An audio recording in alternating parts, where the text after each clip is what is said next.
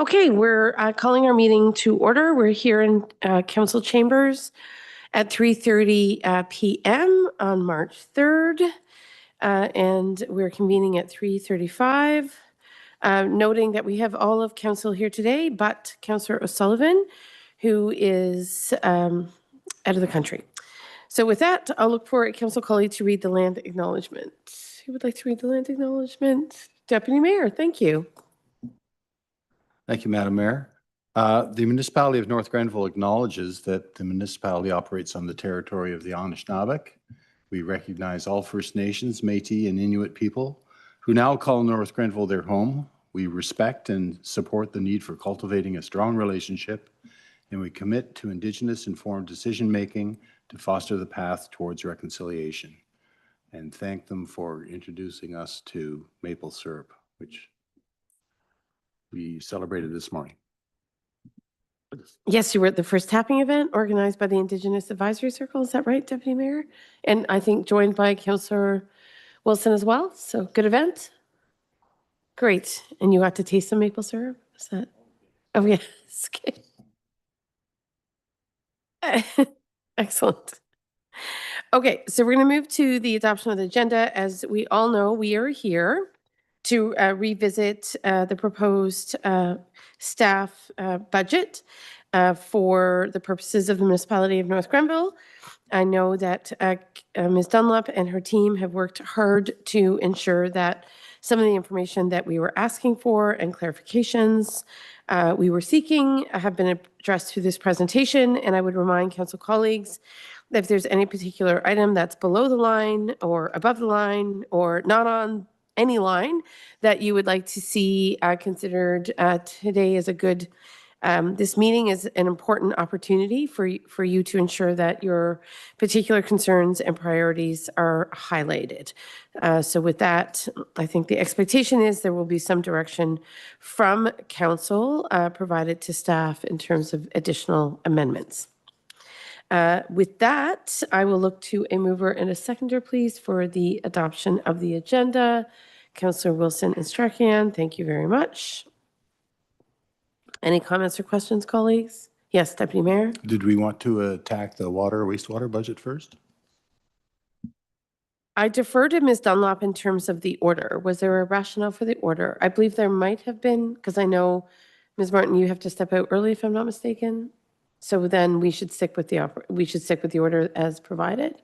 That is up to you, Madam Mayor. We have included the water and sewer budget as a secondary item under the operating and capital budget. I think given some limited staff availability, we should probably stick with the agenda as presented. Mr. Finley, are you okay with that? Were you hoping to leave within the hour? No problem either way, Madam Mayor. Yeah. Okay, I'm going to call the question. All in favor? Okay. So agenda is carried as is. Declaration of pecuniary interest and general nature thereof. Colleagues, we know the drill here. Any declarations you wish to provide this afternoon? Seeing none, we'll move on. And we'll go to reports, budget deliberations. And I understand, Ms. Dunlop, you will be doing an overview of how things may have changed in terms of the information.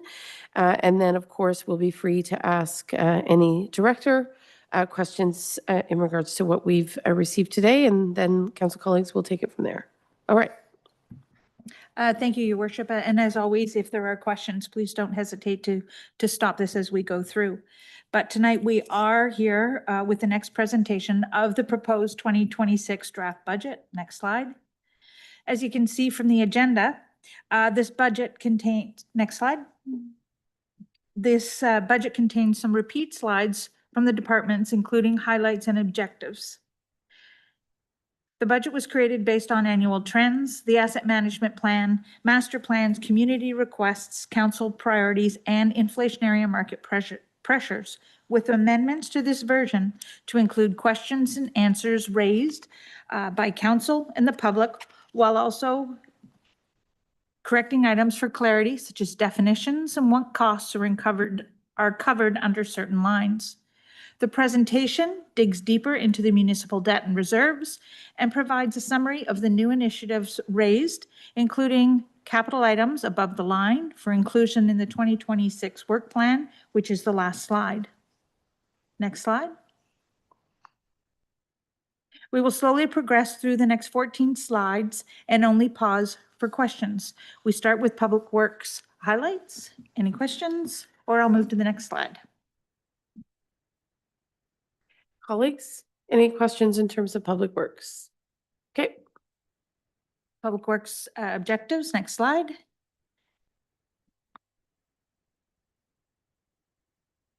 Next is Parks and Recreation, both the highlights and objectives. I do have a question, Ms. Dunlop, so maybe I'll ask it now. When I see the PRC highlights for 2025 and what's potentially proposed for 2026, I don't see reference to the fact that we had activated a design of some sort for the pump track at Riverside Park, and I know funds had been allocated. So while I understand that in the initial presentation, there was a below-the-line proposal for the completion of a renovated pump track, I don't even see reference to the work that had been undertaken this past year. So I'm wondering if Ms. Torch, and I can't see you because your screen is so big, if there's a way that you might be able to speak to what has been completed up to now.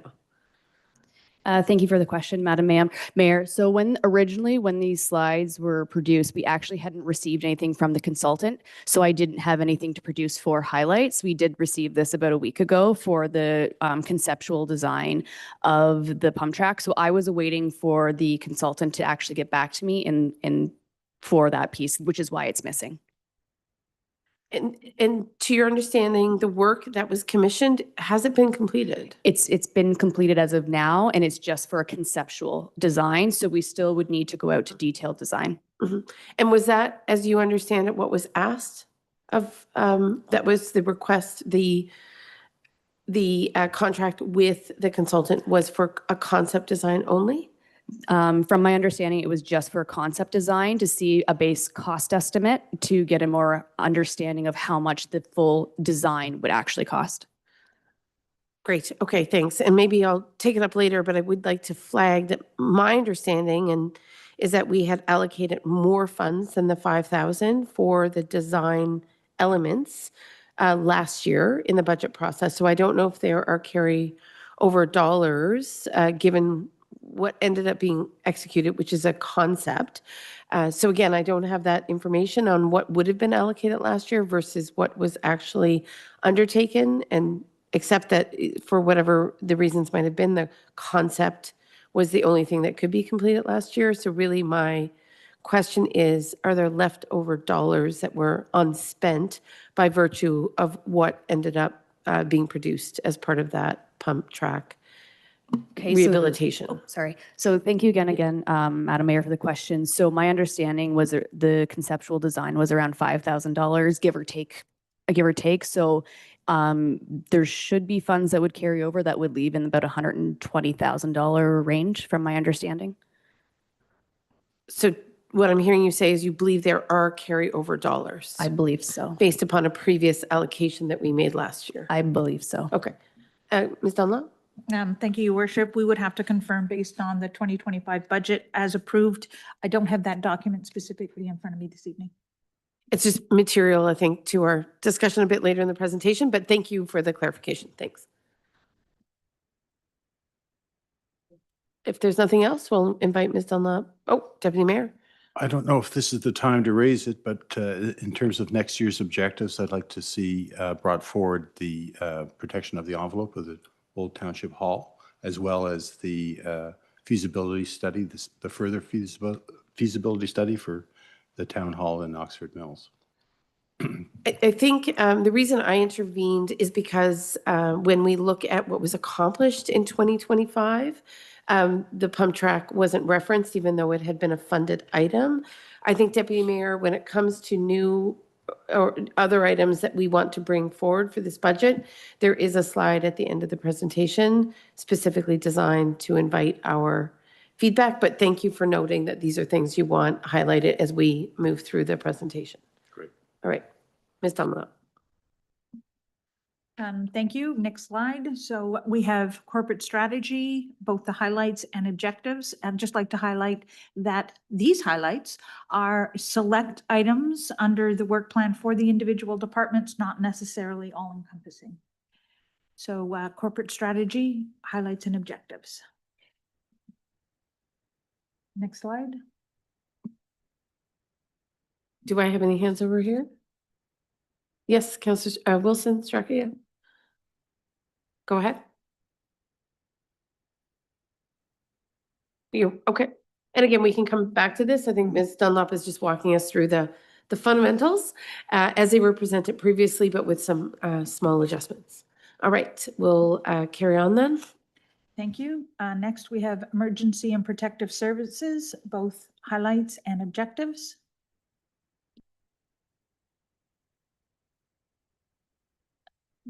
Moving on, we have planning, building and bylaw, both highlights and objectives.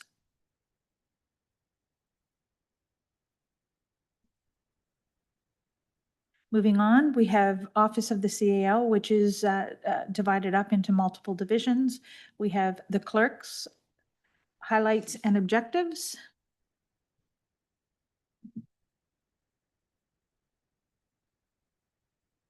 Next, we have economic development, highlights and objectives. And Ms. Dunlop, I just wanted to clarify, obviously, there's quite a bit falling under your office, and that's in part because of who, of the number of individuals who report directly to you specifically within the current organizational structure. Yes, Your Worship, that is correct. Although the organizational changes, you will see a slight modification under the 2026 reporting at the end of the year. But yes, that is correct. Currently, the layout is there is HR, communications, clerks, and ECDEV under, and communications under the Office of the CAO. Okay. Yes, Councillor Strachan. Through you, Madam Mayor, to the CAO, under the tourism CIP, are there funds allocated to the rural CIP? Thank you for the question. Through you, Your Worship, there are no funds assigned to the rural CIP under this proposed budget.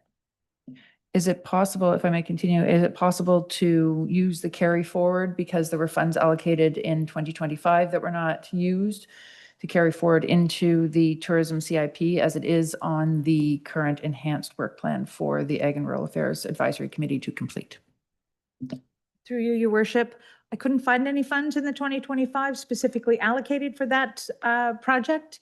I did review the operation, but it is something we can look into, and we can report back at the next budget session. Thank you. And also, as we get near the end of this presentation, council colleagues, we can provide that direction to staff, subject to it being a majority of council colleagues who support that direction. We can certainly ensure that certain items are included as part of the next and hopefully final budget presentation. All right, back to Ms. Dunlop. We then have the 2025 Human Resources Highlights and Objectives. I do wish to highlight one item under the highlights for 2025, and that is the question was in regards to 49 external hires onboarded. We have provided additional clarity in regards to the breakdown of what those are. We have 39 part-time and seasonal staff. There were 6 full-time vacancies, 2 retirement replacements, and 2 growth-related new positions as recognized under the organizational review. Next, thank you. And maybe CEO Dunlop, I was about to say Councillor, CEO Dunlop, you could just speak to the compensation review. I know it's been ongoing for a while now. Perhaps you could provide some specificity in terms of a timeline.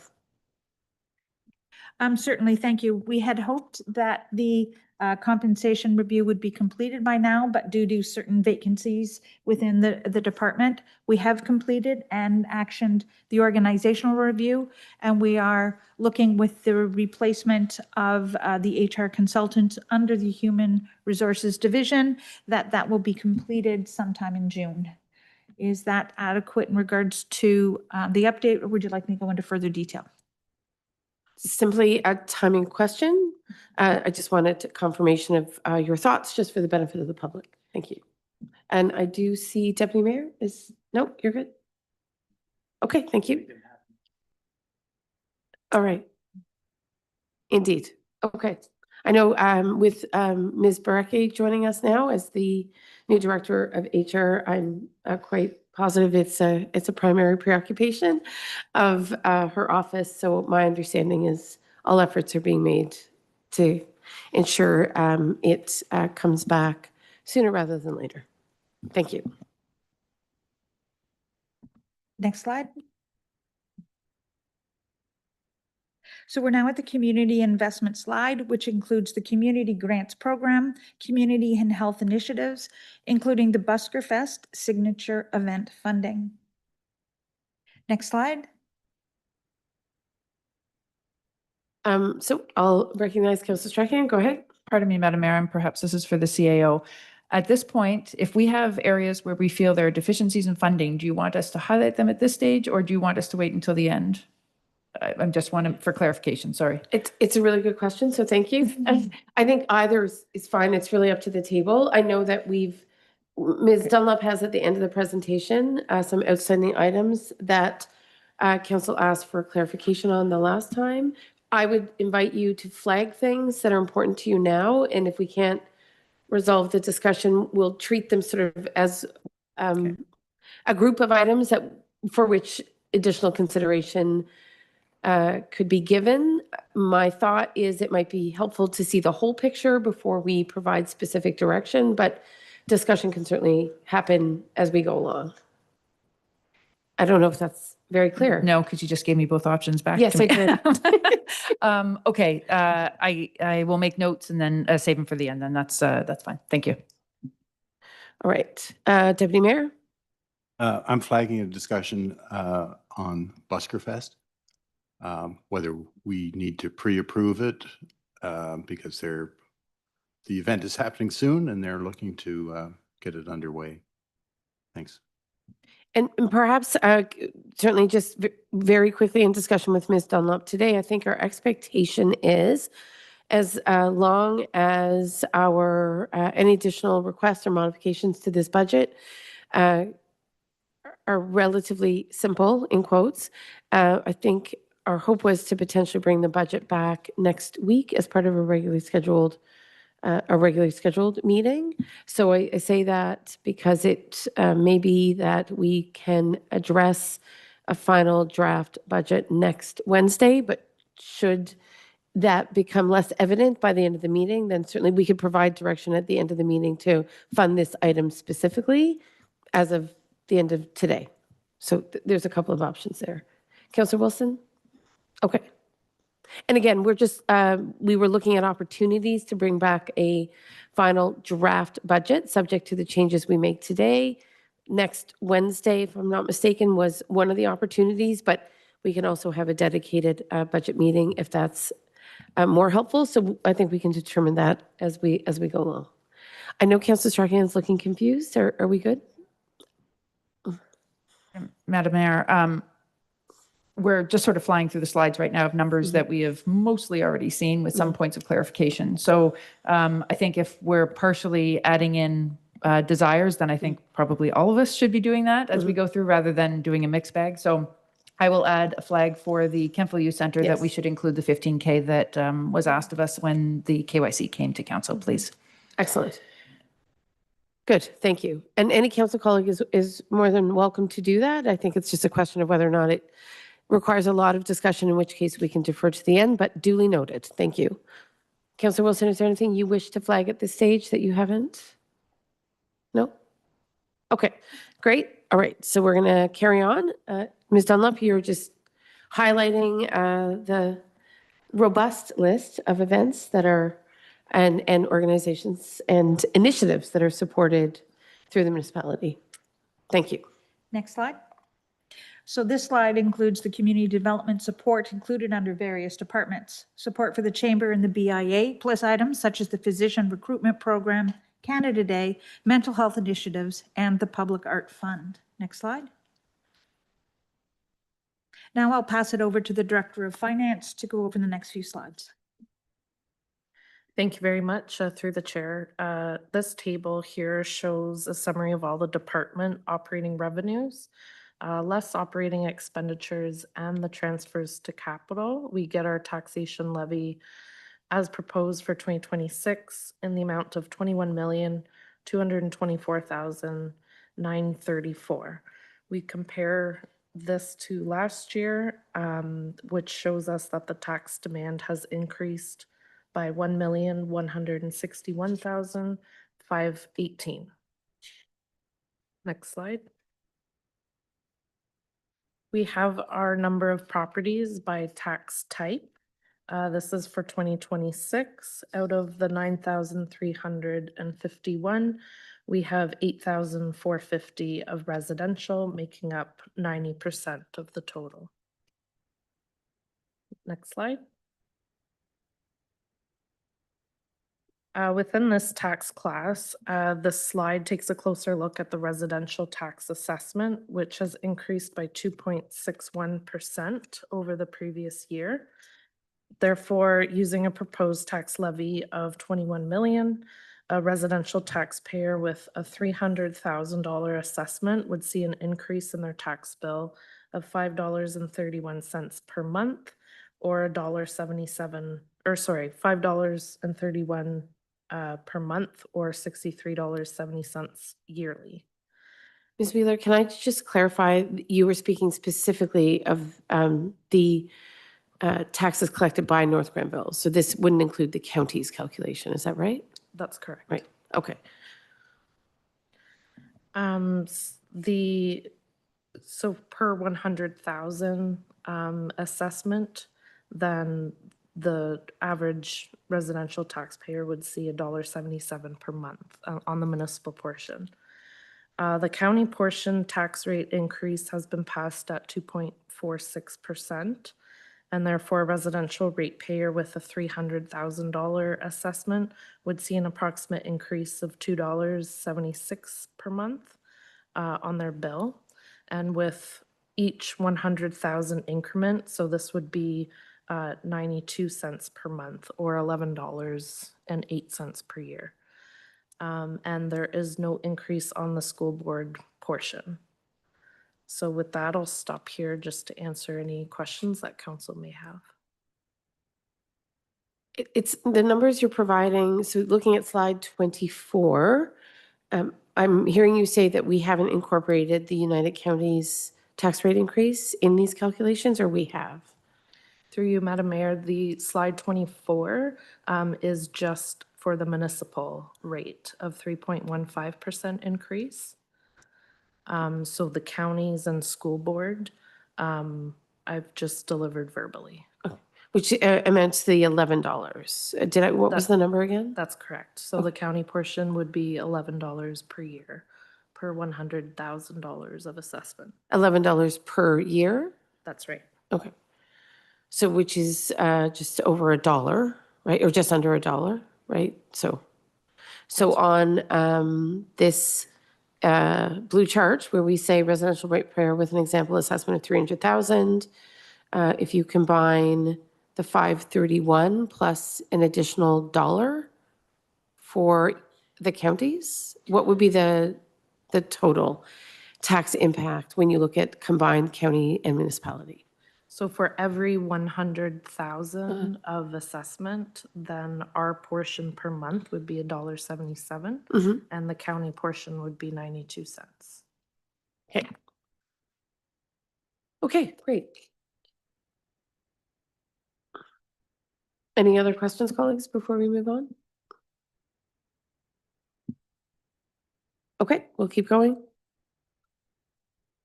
This slide focuses on our current debentures in repayment only. So we have 985,280 budgeted for debt servicing this year, with a remaining balance of 7.75 million at year end. Loans for NGMC and rural roads were fully paid in the summer of last year. And we have NGMC down payment that we have just repaid this month. Can I just ask, because I know this comes up every year, because we don't actually assume the Kempville campus mortgage payments, right? Those are made by the Kempville campus not-for-profit entity. So I know they're captured here in these calculations to some extent. I note that it says finance recovery, but when we look at the total numbers here in terms of both principal, interest, remaining balance, is it the case that the campus is calculated as part of that chart we see here? I presume so, right? The 3 million, the over 3 million that has been debentured for the acquisition of the campus, but paid by the campus entity, if you will, separate and apart from the municipality. I'll handle that one, Madam Mayor. Thank you. The Kempville campus loan is repayable by us, but we recoup the payments from the campus, from their reserves every year. But it is on our books technically. I thought there had been a separation of books so that this would no longer be captured in this way. Am I mistaken? We are making the payments. That's what all I can tell you. We make the payments and transfer the funds from them. Okay, thank you.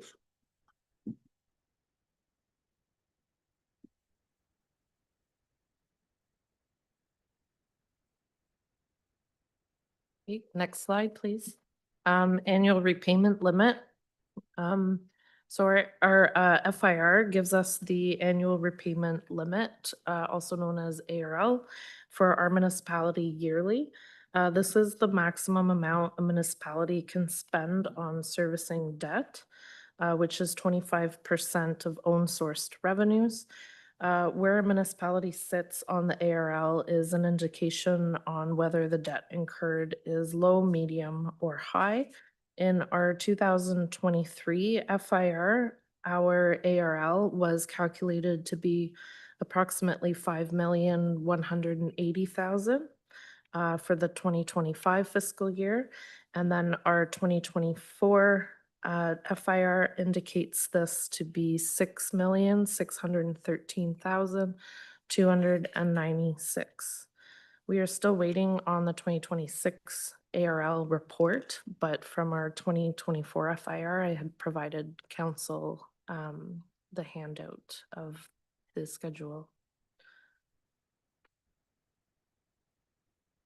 Next slide, please. Deputy Mayor? Through you, Madam Mayor, to Director Wheeler. The document that you handed out, it says it's for the year ended December 31st, 2024. And those are the numbers that you're quoting then. Are you? Or are That's you verbally? Okay.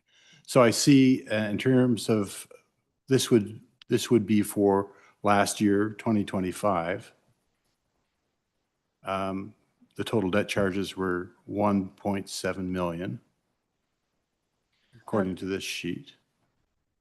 I'm just wondering what year, so that's estimated debt repayment in 2025 was 1.7 million, according to this. Through the chair, Yeah. thank you for the question. So the 2024 FIR that we've just filed, Yeah. that came from one of the schedules.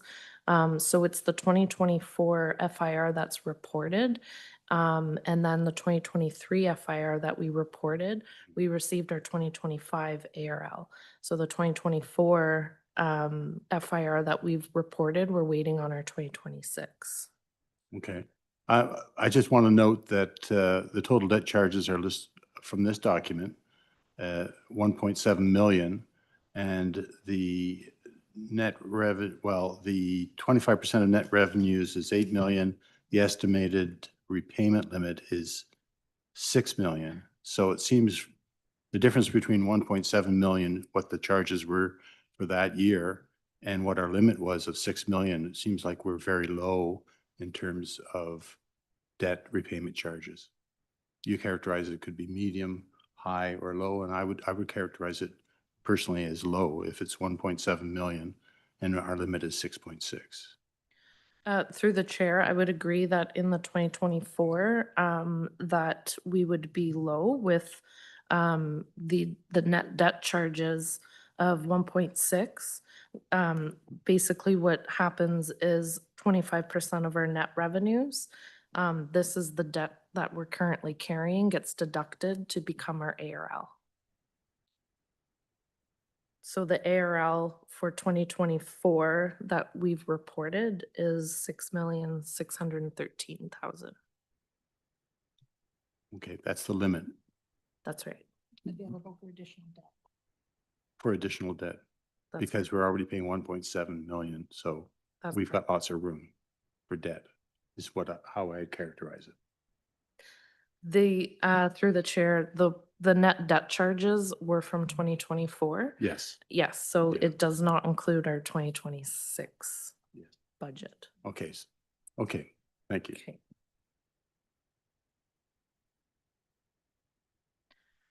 Next slide, please. Okay, so this is where we get to our 2026 budget. So this slide shows our budgeted debt to be incurred over 2026 and into 2027. This will bring us to a higher level in meeting our ARL as we have 78.5 million as our principal repayment amounts compared to our current principal of 7.7 million. So this is due to our two largest projects, the Bell Hall and the wastewater pollution control plant expansion.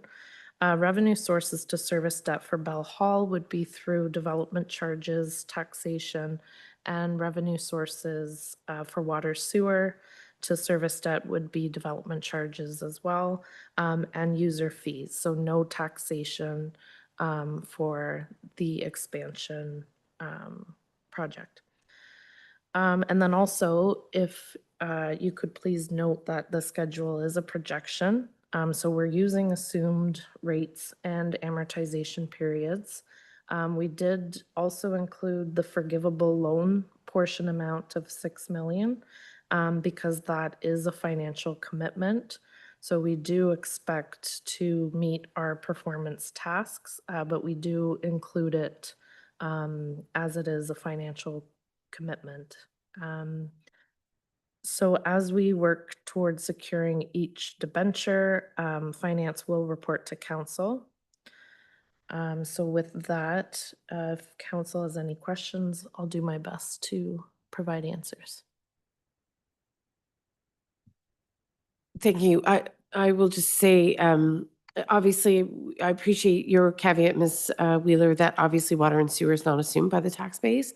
And while it's very helpful to have it presented in one slide, I think it could be confusing to any member of the public to not sort of see a caveat around how that debt is assumed, because we work very hard, I think, as an organization to help people understand that water and sewer costs are borne by the users of the system, which is actually a minority, right, of residents, of households in North Grenville. So when we do the final slide, I think it would be extremely useful to just have a little parentheses there to delineate that the water and sewer debt is not assumed by the tax base, not the payments, not the interest, right, not the capital, none of it. The other thing I think is that it's important to highlight or to clarify is you've put all of the debt required for both phases of the sewage treatment plant in the 2026 year. We haven't even, I think, approved the tender for the second phase of the sewage treatment plant. It's not obvious to me that the debenture would in fact happen this year, but maybe yourself, Mr. Finley, can clarify when we would see Phase B come online. I think it's prudent to at least show us the whole picture because this is debenturing that is necessary to complete the expansion and upgrades for a 30-year-old sewage treatment plant. But I was just curious to know the timing of that debenturing.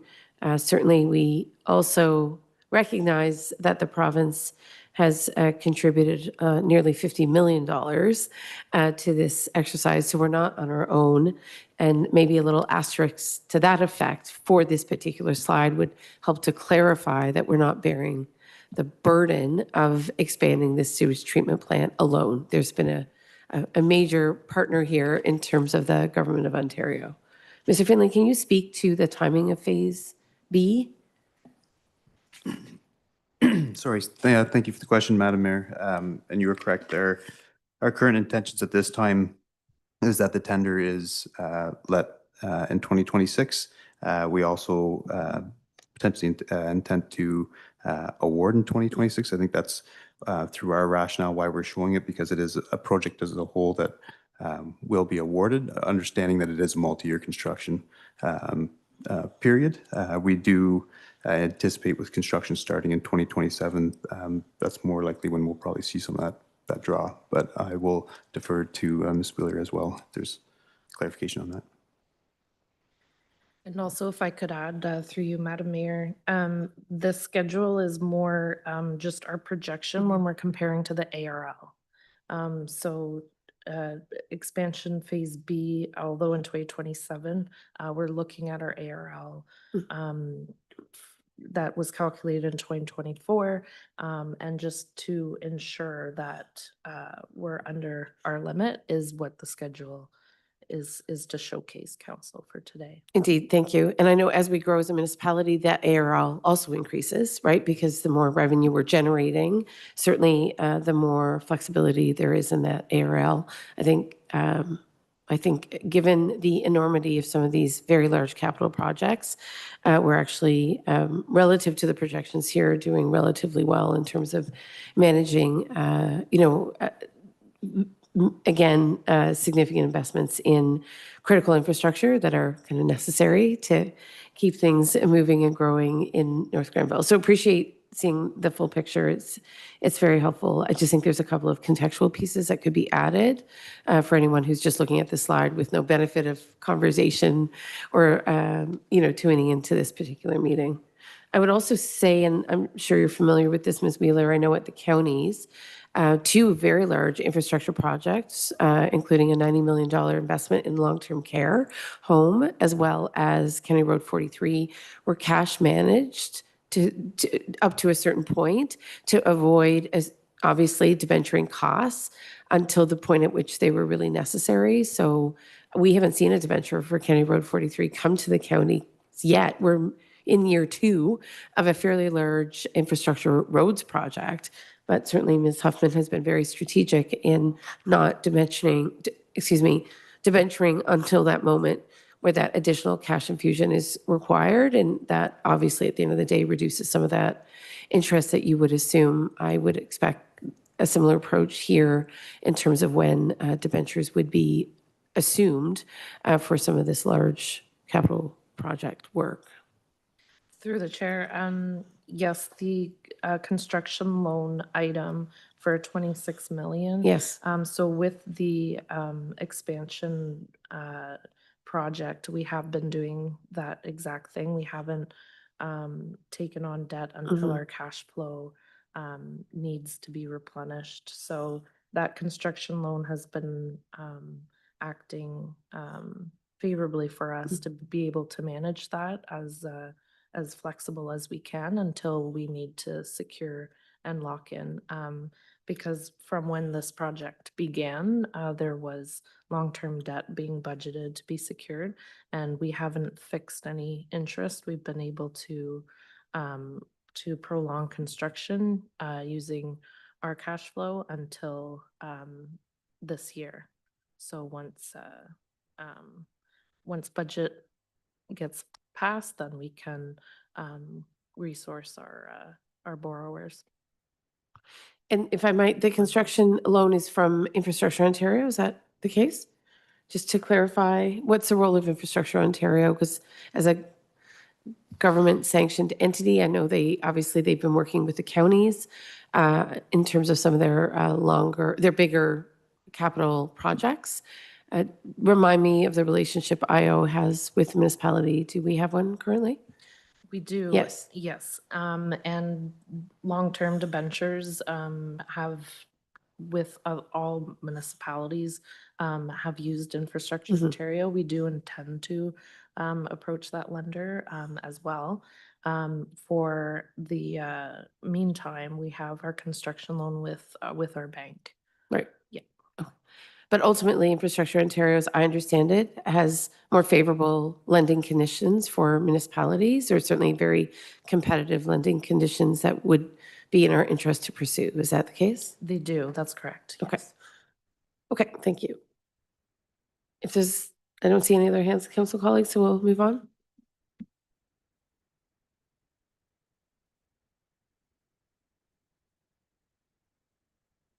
Okay, so I will pass it to Deputy Treasurer Dave Dancy to go over the reserves.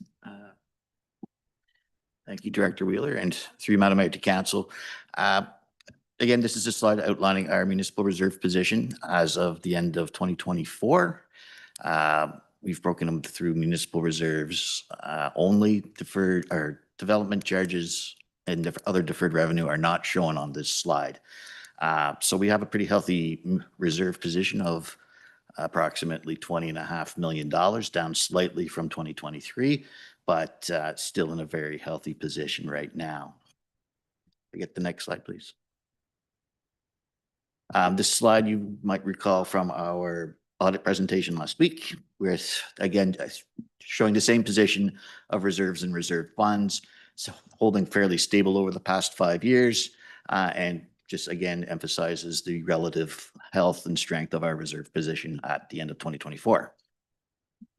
And currently, I might add. Yes, Deputy Mayor. Through you to Deputy Director Dancy. In the presentation that we had last week from the auditor, she had a similar slide, and it was footnoted that 20% is approximately, that was the minimum reserves required by the province. And on the far right, the purple column was identified as 60%. Through matter to the Deputy Mayor, I believe you're correct. Yeah. This is the exact same slide that. Yeah, others it's just, presented. Yeah. it's just got Eh, different those information. numbers sound familiar, but I can confirm the exact amount if you wish. And what little I know, and I do know a little, we're looking at an ideal 25% to 50% as appropriate reserves. Again, Madam Mayor, through to the Deputy Mayor, I would have to defer until we want to formalize a Right. Okay. reserve policy on that. But 60% is certainly greater than 20%. 60% is greater than 20%, but again, I believe the auditor also mentioned that you can't look at it in isolation. You have to reserve balances depending on what projects you have earmarked, et cetera, and so on and so forth. Absolutely. I just thought I'd bring that information forward. Thanks. Yeah. Okay, thank you. Can I have the next slide, please? This slide is an attempt to sort of show what our reserves are being used for and what would be available as a discretionary amount. As I mentioned previously, our deferred revenue wasn't included on the previous slide, which is shown on here as an obligatory reserve, which would be, required by law or legal agreement, which includes deferred revenue such as development charges, government grants, and various projects like the North Grenville Communities, the reserve for the North Grenville Community Center, the water and sewer reserve, and the building department, which needs to have its reserve because it funds its own operating expenses. So we would consider those as obligatory and must be used for those purposes. Next item we call committed reserves, which would be for specific projects that have been outlined over the years, such as for County Road 43, the campus reserve, amounts put aside for affordable housing in the Heritage Fund, some for debt retirement, police reserves, which we have earmarked for the use this year, the election reserve, which again will be earmarked for use this year, and waste management.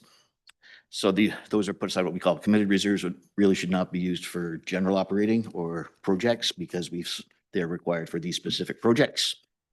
And finally, we have what we call discretionary reserves, which would be the assignment of surpluses over the years to various departments and as years went by. These funds are available in departmental reserves, working funds, contingency funds, some for roads and maintenance and snow clearing, the various departments, and so on. So you have about 4 million each in committed reserves and discretionary reserves, making the total deferred revenue and reserve position of about $36.3 million.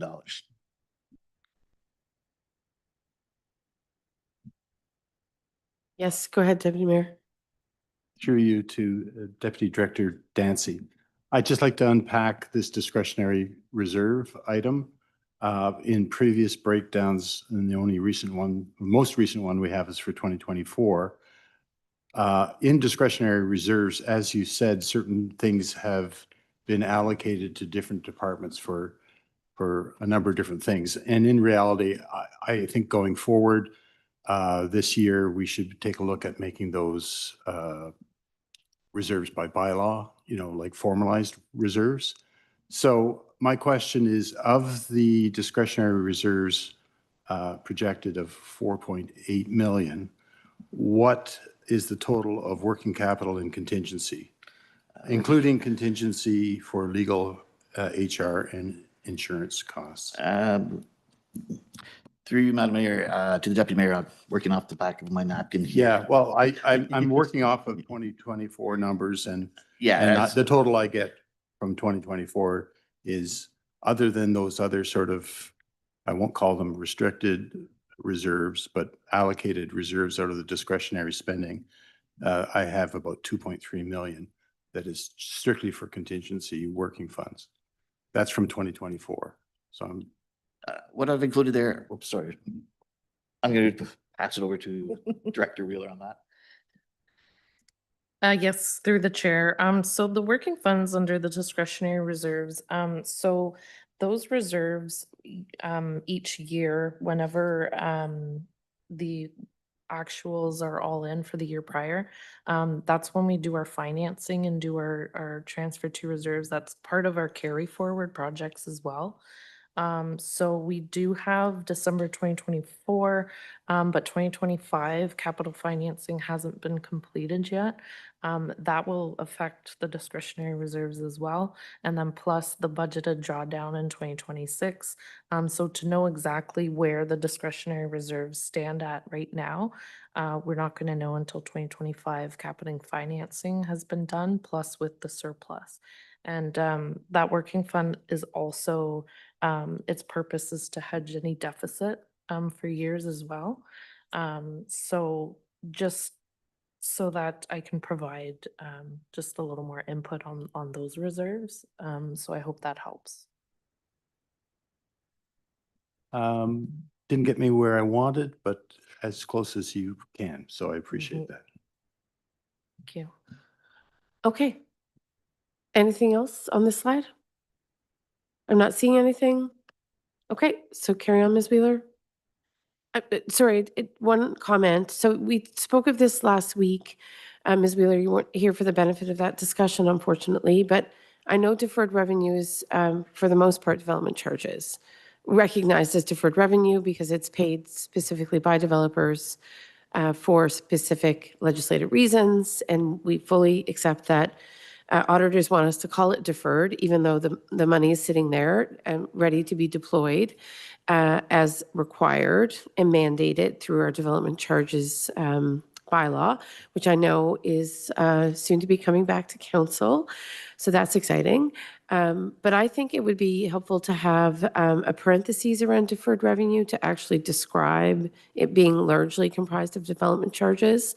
I think when we see deferred revenue, sometimes the public is confused and thinking the revenue is coming, not collected. I totally get the auditors have a particular way of understanding or recognizing that revenue, but we've emphasized in this community a lot that development charges are a crucial part of how we manage growth.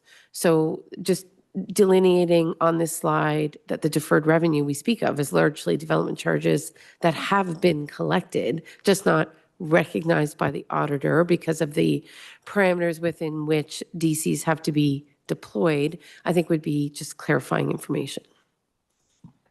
Absolutely. Through you, Madam Mayor.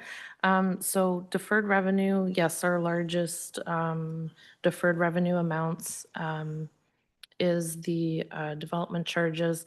So with, sorry, I'm just trying to take a moment to explain.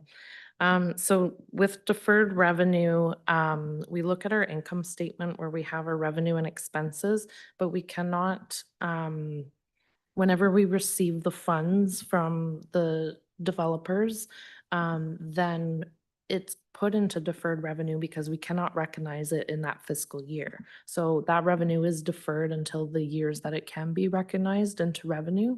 And then we show that on the income statement. So it's on the balance sheet as deferred until that time.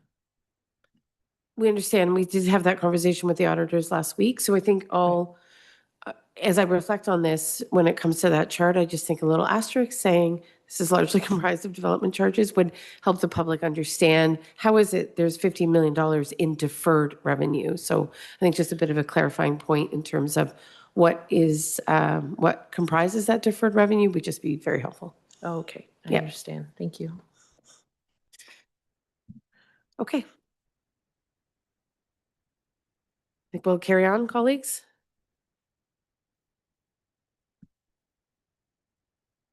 All right, this next slide, it just provides definitions for the broad categories we had on the previous slide. And to your point, Madam Mayor, deferred revenue is sort of defined out as funds received for services or programs that have not been delivered and therefore cannot yet be counted as revenue. For example, development charges, but we can certainly add in that your input on the previous slide as well. Again, the obligatory reserves, they're set aside mandated by legislation. Deferred revenue, as we talked about. Legislative reserve funds are other funds received that are legally set aside to be for a specific purpose, such as the water and sewer reserve. The committed reserves are what we've put away for specific projects, purposes, including the funding sources used that are in the proposed budget. And then the discretionary reserves are the rest, as we indicated on the previous slide. Okay. Good. And I think it's back to you, Ms. Dunlop. Is that correct? Finance is going to cover the summary of the the proposed operating budget, and then we will go into the departmental breakdown. Okay.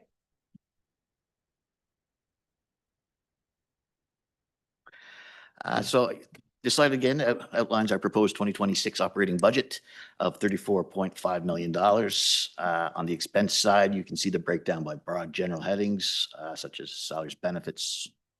The contracted services are the next largest components. Items under contracted property services includes items such as hardware, software agreements, contracted professional services, legal, audit, other consulting.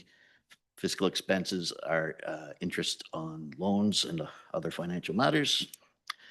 On the revenue side, you can see that our sources of revenue, of which of course is the largest, is the taxation component, as well as there's some transfers from the reserves that we are planning to use.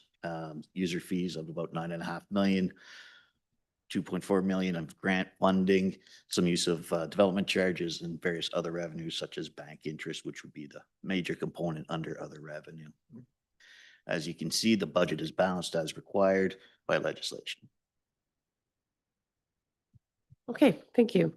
Colleagues, any questions on this one? Of course, this is just operating, not capital. Ms. Dunlop, will we move it back to you to run through these last few slides? Yes, thank you. It will actually go to the departments as required for the operating expenses, should we have any questions. The slides there have been some clarifications added to some of the slides, and the department will highlight them. So the next slide, please. Under corporate services, one of the questions, this, as we said before, covers the office and functions of the CAO, human resources, communications, clerk, and ECDev. We have further broken down a couple of the other items that were raised as questions, such as what are other costs? That was one of the items raised. That is the community benefits and grants component for $556,549.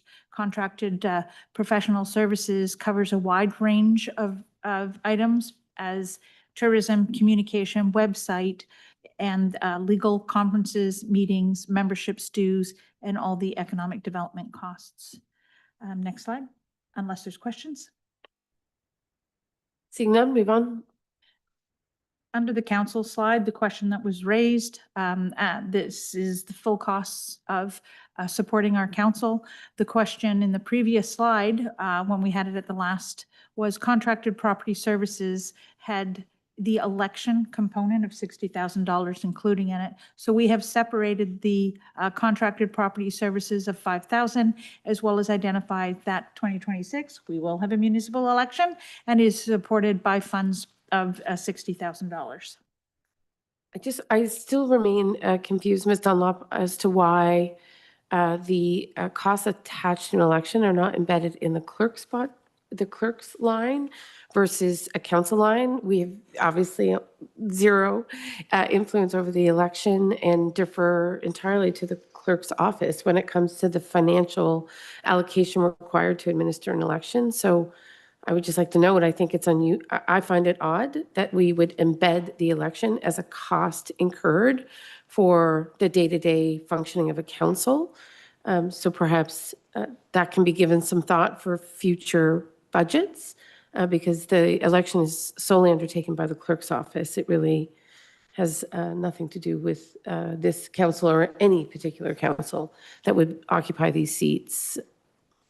I don't know, Ms. Boss, what you've seen in other municipalities in terms of the capturing of this particular cost when it comes to the election specifically? Thank you. Through you, Mayor. I've seen it done a number of ways, and it being included in council is not uncommon. There is places where it is a subsection under the council's budget. I have also seen where they're their own budgets in the election years or included within the clerk's office. At this time, the account does fall under the council code in our general ledger. So that's why it's reflected here in the council budget. Thank you. Okay, carry on.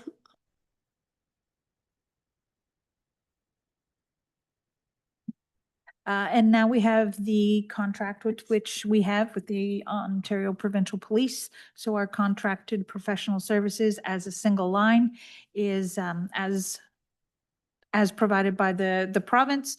So it's $2,718,956.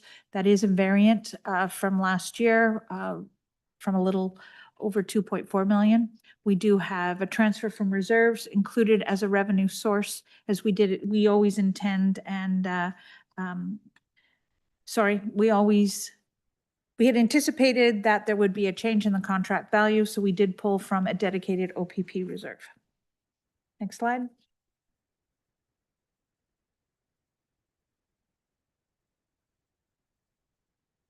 I don't know if there were any changes specifically on this. If I could throw it over to the finance department.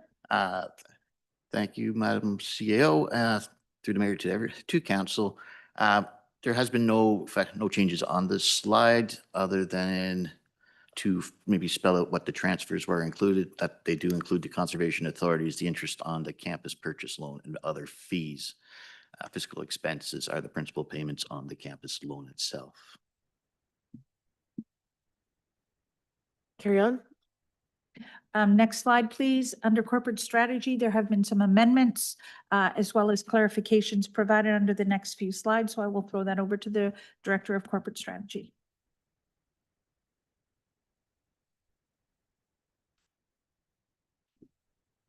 Through you, Your Worship, the corporate strategy budget includes the corporate strategy and IT divisions. Really the big thing that we broke out here, if we go to the next slide, is at the last presentation, we did clarify that the other costs were our downtown Kemptville CIP, physician incentive, and our EDI fund. So that makes up that line. That's about $352,000. And if we go to the next slide, There was a question at the engagement session that asked to break out the NG Transit costs specifically. So here you can see professional service includes all costs for the service. So that's everything from the contracted operator cost, advertising, maintenance, and other costs. Of note, our line for gas tax is an estimate based on our increased ridership and municipal investment with the creation of NG Transit in 2024. At this time, it is unclear if the provincial government will be freezing the gas tax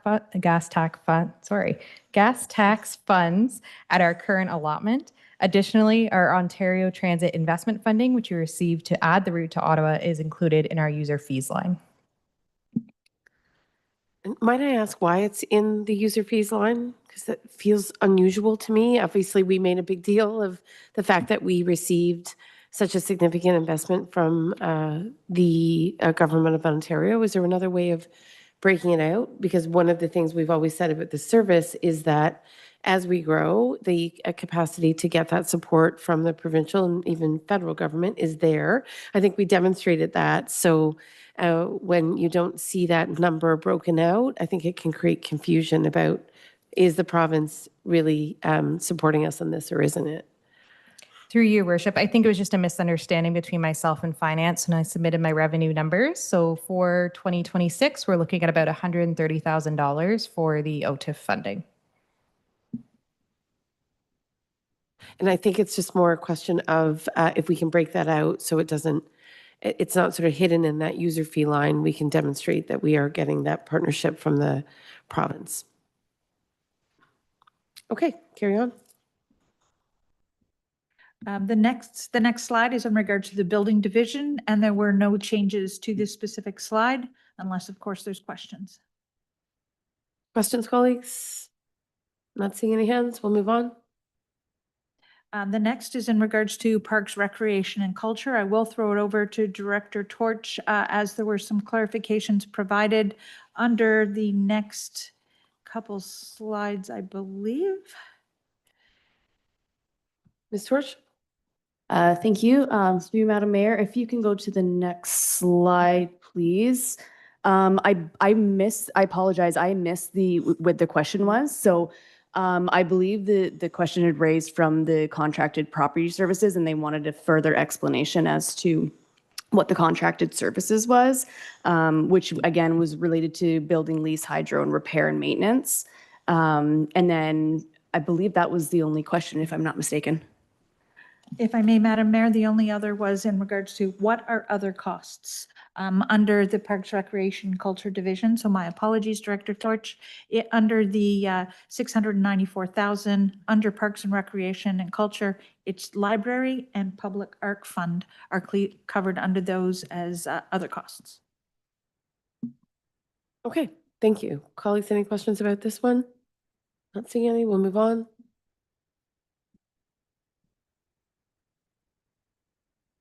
Next is the operating budget for the Emergency and Protective Services. There were no changes or clarifications provided or added for this specific slide, unless there's questions. Not seeing any questions, you can move on. Thank you. The next is in regards to Public Works. There were some clarifications requested, and they were provided as an additional slide. If you can go to the next slide, in regards to the definitions of some of the items included. A breakdown of what were the contracted professional services was the biggest question, and that covers all the waste management, the collection services and tipping fees for organic and solid waste, transfer station haulage and tipping fees, environmental monitoring for waste sites, and transfer station operational costs. So that just provides some clarity to that line item.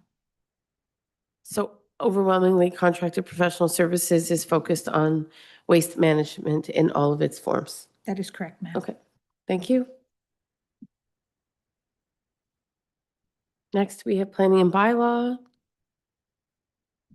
And the only clarity that was provided on the specific was, again, what are other costs? And that is actually broken down into two single items, the ARU at 100,000 and for our rodent program at $1,000. Thank you, duly noted. Next slide. Now we're moving into the capital component, and I believe that the finance department will give us a quick summary. Yes, thank you. Our draft capital budget, it consists of approximately 40,165,000 in costs, and they will be detailed in the upcoming slides. However, on the financing side, we have 1,140,985 of tax support with a $4.7 million drawdown of reserve and reserve funds. Grants of 6.5 million include the forgivable loan portion for Bell Hall of 6 million, the gas tax, OCIF, and the housing, excuse me, Housing Accelerator Fund will fund 1.766 million of capital. Debt proceeds of 24.5 includes Bell Hall for approximately 23 million. And development charges of 1,362,782. This will help our finance our growth portion of capital costs, including additions to the fire fleet, County Road 43 expansion, PXO installations, and master plan updates. So if there's no questions on that summary, then I'll pass it over to Director Finley. Councillor Wilson? Thank you, through you, Mayor Peckford. I just have a question regarding, and I think I asked this at the last week. I'm not sure that I was satisfied with the answer. When we purchase anything, say for instance, fencing or supplies, and we pay HST on those, do we recoup the HST and put it anywhere? Are we able to? Through you, Madam Mayor, to Councillor Wilson.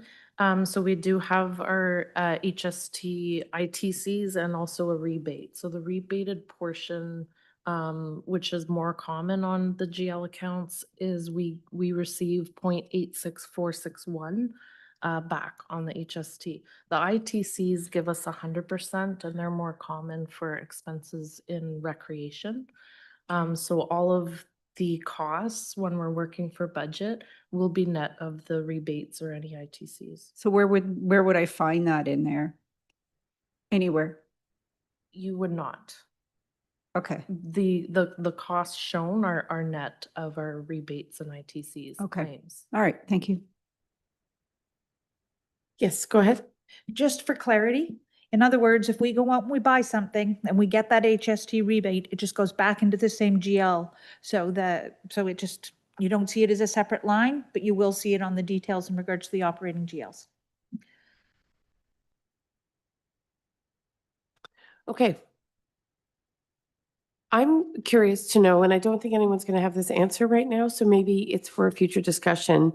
The DC draw is quite low, given the number of capital projects. I understand what we refer to as planning services effectively is Bell Hall, right? The sort of that $29 million number, which includes a $5 million contingency, which may or may not be spent. My understanding is that Bell Hall is coming in below budget. At this moment, things could change, of course. But I'm just curious to know why our DC draw for all of the projects, except that there may be a limited DC draw for Bell, but how is it that we're only taking $1.3 million on up to $40 million in capital projects? Of course, the majority of what we're seeing here is for Bell Hall, right? And for a cost at the upper limit of what Bell Hall could be projected to be, but it includes a $5 million contingency. So I guess the question is, if you took Bell Hall out of it, then you're dealing with a significantly smaller capital budget. And then the DC draw on that capital budget maybe feels a little more kind of proportional. But I would have expected to see a bigger DC draw, just given the amount we're collecting for roads, for other growth-related infrastructure.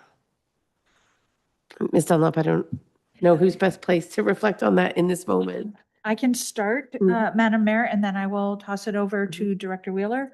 So the majority of the development charges, I don't even believe Bell Hall is eligible Right. for development charges. As the directors go through their capital programming, we always look at what available development charges are included in the backgrounder study or can be included in future backgrounder studies. So this is the number for the non-water and sewer component that is provided based on our estimated costs. That can fluctuate based on actual costs, but we can always take a relook and make sure that we are using our deferred revenue or our development charges as most effectively as possible to make sure that we offset the tax levy. Okay, thank you. We can leave it there unless Ms. Wheeler, you have something else to share. I know we've been eagerly waiting the new DC bylaw to come to council because I think it might give us a little more leverage when it comes to utilizing certain DCs. I just thought I might have expected a higher draw, but I completely understand that the parameters around the DC bylaw as it exists now may limit obviously what we can utilize the funds for. So I don't know if there's anything else you want to add, Ms. Wheeler. Thank you, Madam Mayor. I don't have anything to add. Okay, thank you. Okay, Ms. Dunlop. Next slide. So now we're going into the capital plans for the individual departments. I'll do these similar to the highlights and objectives and go through them because I think that the most robust conversation will be when we get to the additional project slide. So this is Public Works. This is what is included for the Public Works department for the proposed budget. Next slide. These are the unbudgeted projects included for Public Works. You may notice that the 90,000 that was included for the 1 ton as a funded, last time it was also included as the unbudgeted projects. So this has been removed from the list as it is anticipated to be a budgeted project. Any questions on the Public Works capital chart as we see it? Deputy Mayor. Yes, go ahead, Deputy Mayor. Yep. Thank you, Madam Mayor. Comments on the unbudgeted projects? Am I to believe that some of these projects will now appear under new initiatives? Or have they been removed already? Is this current unbudgeted or?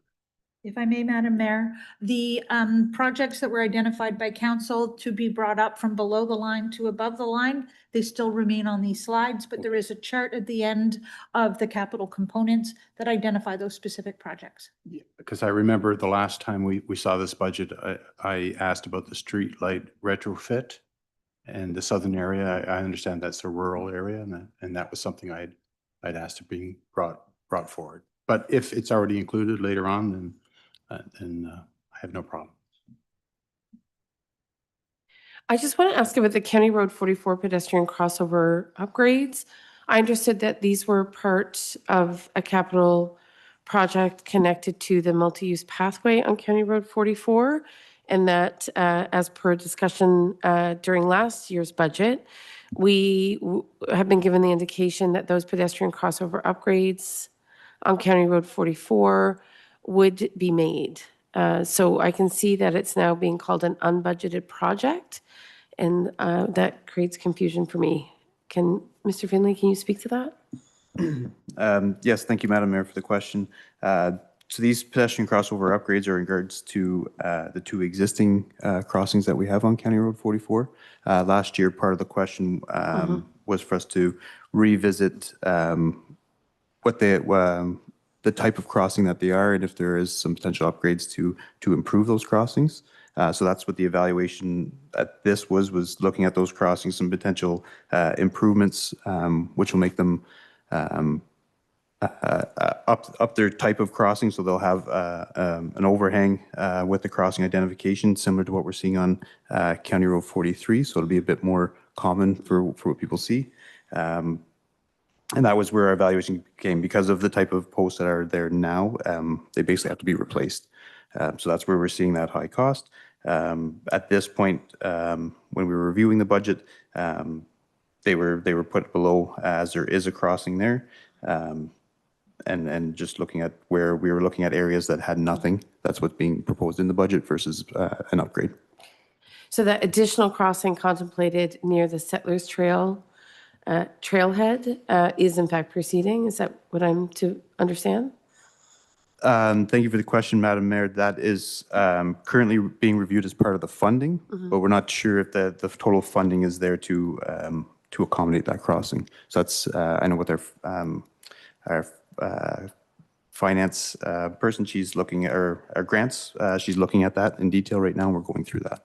And if there is a shortfall, would you come back to council to close that gap for that one particular section of 44 that doesn't have any crossing facilities for pedestrians? Thank you for the question, Madam Mayor. We haven't proposed that in here. If that is what council wishes, then we can. Once we have that evaluation, we can come back. Well, obviously, in the absence of a number, it would be premature to have that discussion today, but I think the expectation was last year that that particular additional crossing on 44 near Settlers Trail could be accommodated through the construction of the MUP. But if it isn't, I think we would look forward to seeing information about what is required to make that happen once you have more insight to offer.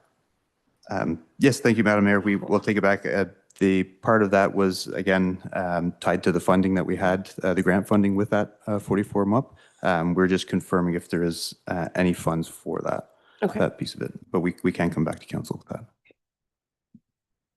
Okay, colleagues, if there's nothing else to flag here, we'll move on. Parks, Rec and Culture.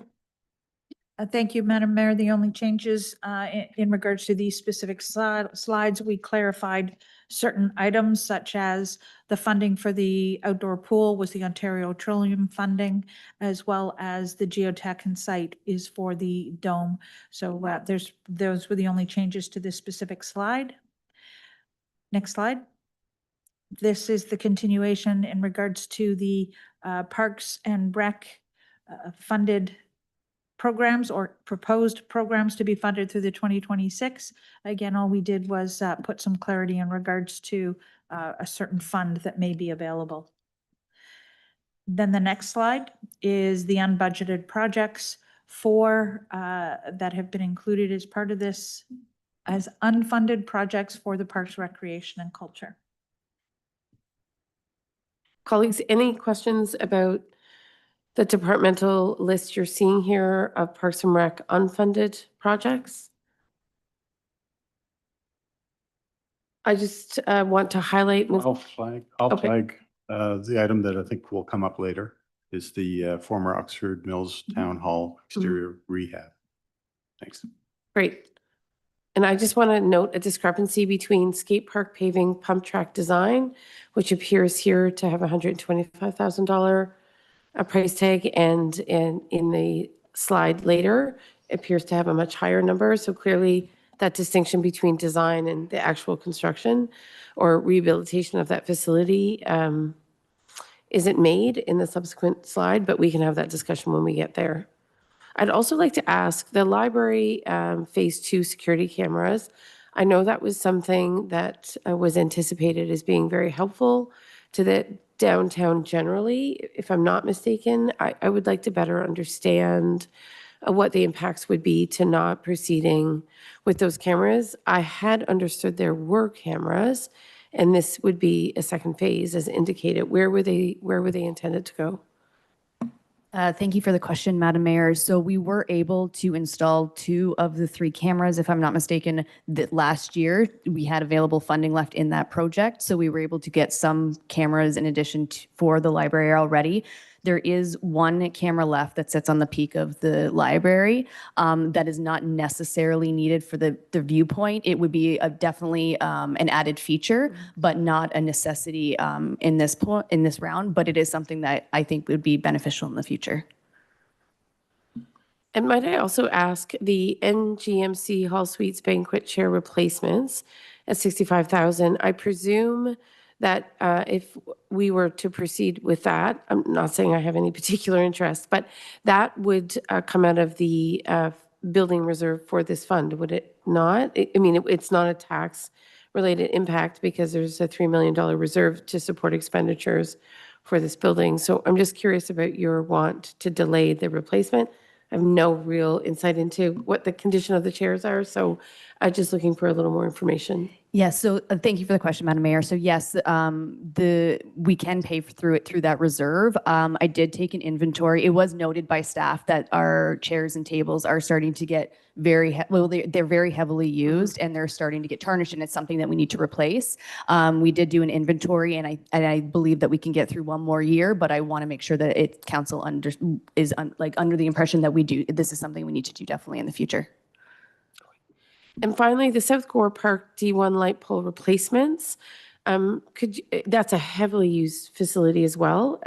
I know that if we lost any of the lights there, it would be a problem for the amount of use those fields get in the summer months. I think it's particularly for baseball and softball. Can you speak to what was proposed and why it's below the line? Thank you again for the question, Madam Mayor. So when we were reviewing all of our all of our projects, this was noted as a project that we probably still have a year or two life expectancy in. So this is something we put below the line just to help boost some of our other projects that are in immediate need. Okay, thanks. Any other questions, colleagues? Parks and Rec? Councillor Wilson, go ahead. Do you have a question? Yes. To you, Mayor Peckford, to Director Torch. She's not here to speak, but Councillor O'Sullivan did have some questions.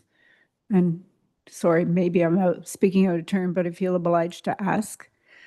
There was the arena seating that she had flagged and the arena hallway seating.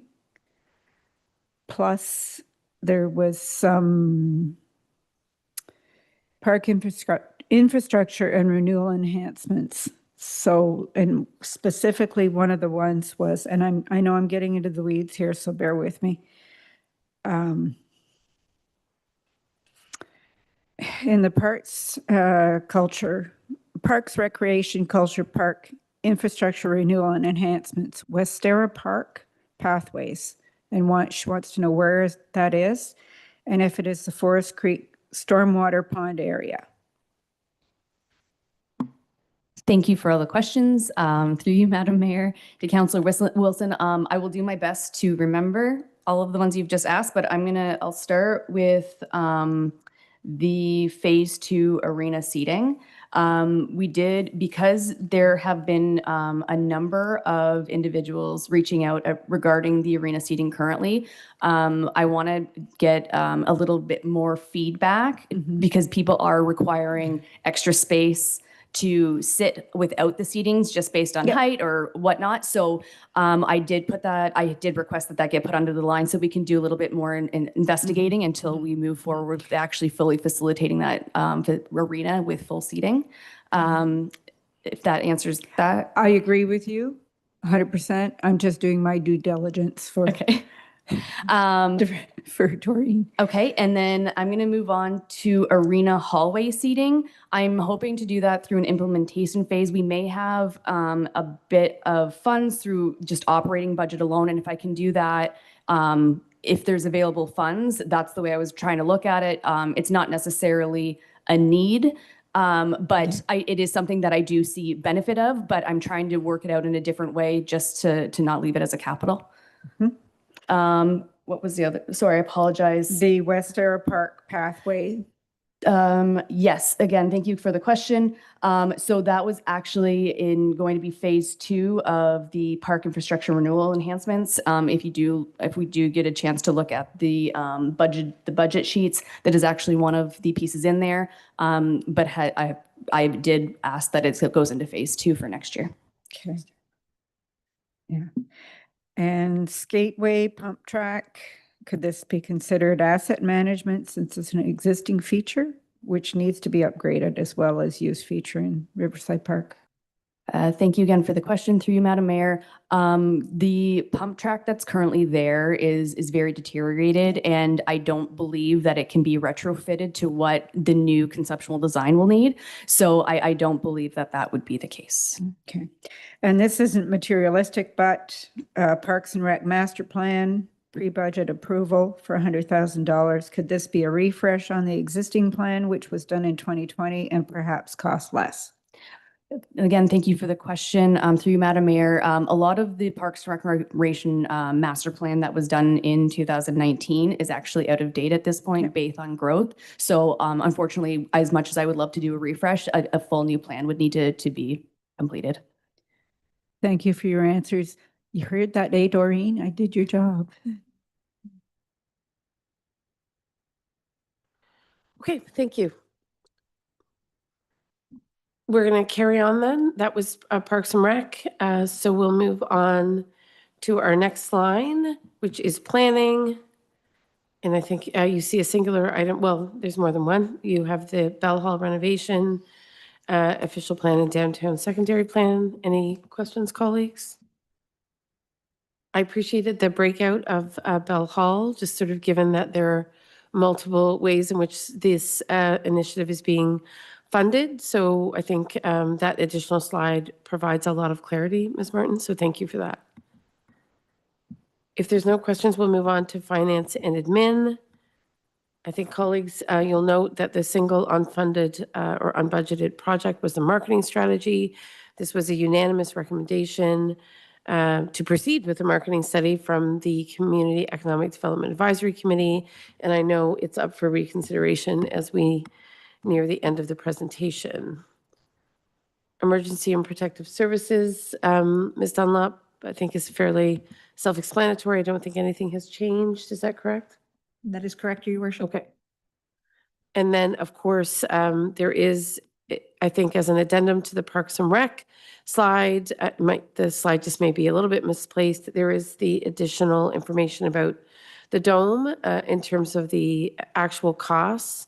And we appreciate that it's been broken out in this particular way.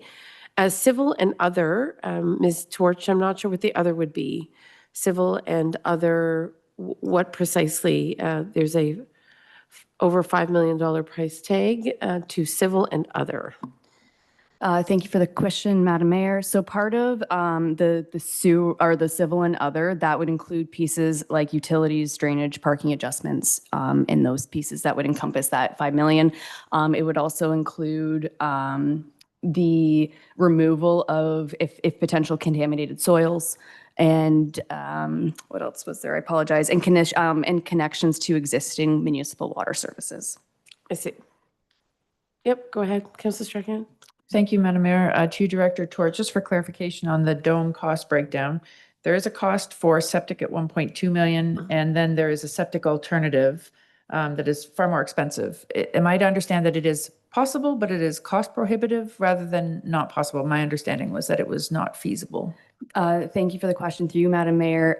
So we did septic because it was more cost effective. It is possible. However, with doing the septic alternative, connecting into municipal services, we'd have to also get a water pump station, if I'm not mistaken. I am not great with the underground working, so bear with me. So we did do, I did request that Director Finley kind of prep me with a very, very, very like rough estimate to see what those sanitary mains would cost. And that was a projected cost that Director Finley did provide. It should be noted, though, that does not include engineering or design services or contract admin fees. So it could be more than that. Okay, thank you, Director Torch, for that clarification. My interpretation was incorrect then because I was under the impression that it was not possible as opposed to just expensive. Thank you. Okay. If there's no other questions on the dome slide, of course, we are now to the slide where Ms. Dunlop and her team have highlighted some of the things for which we asked for reconsideration.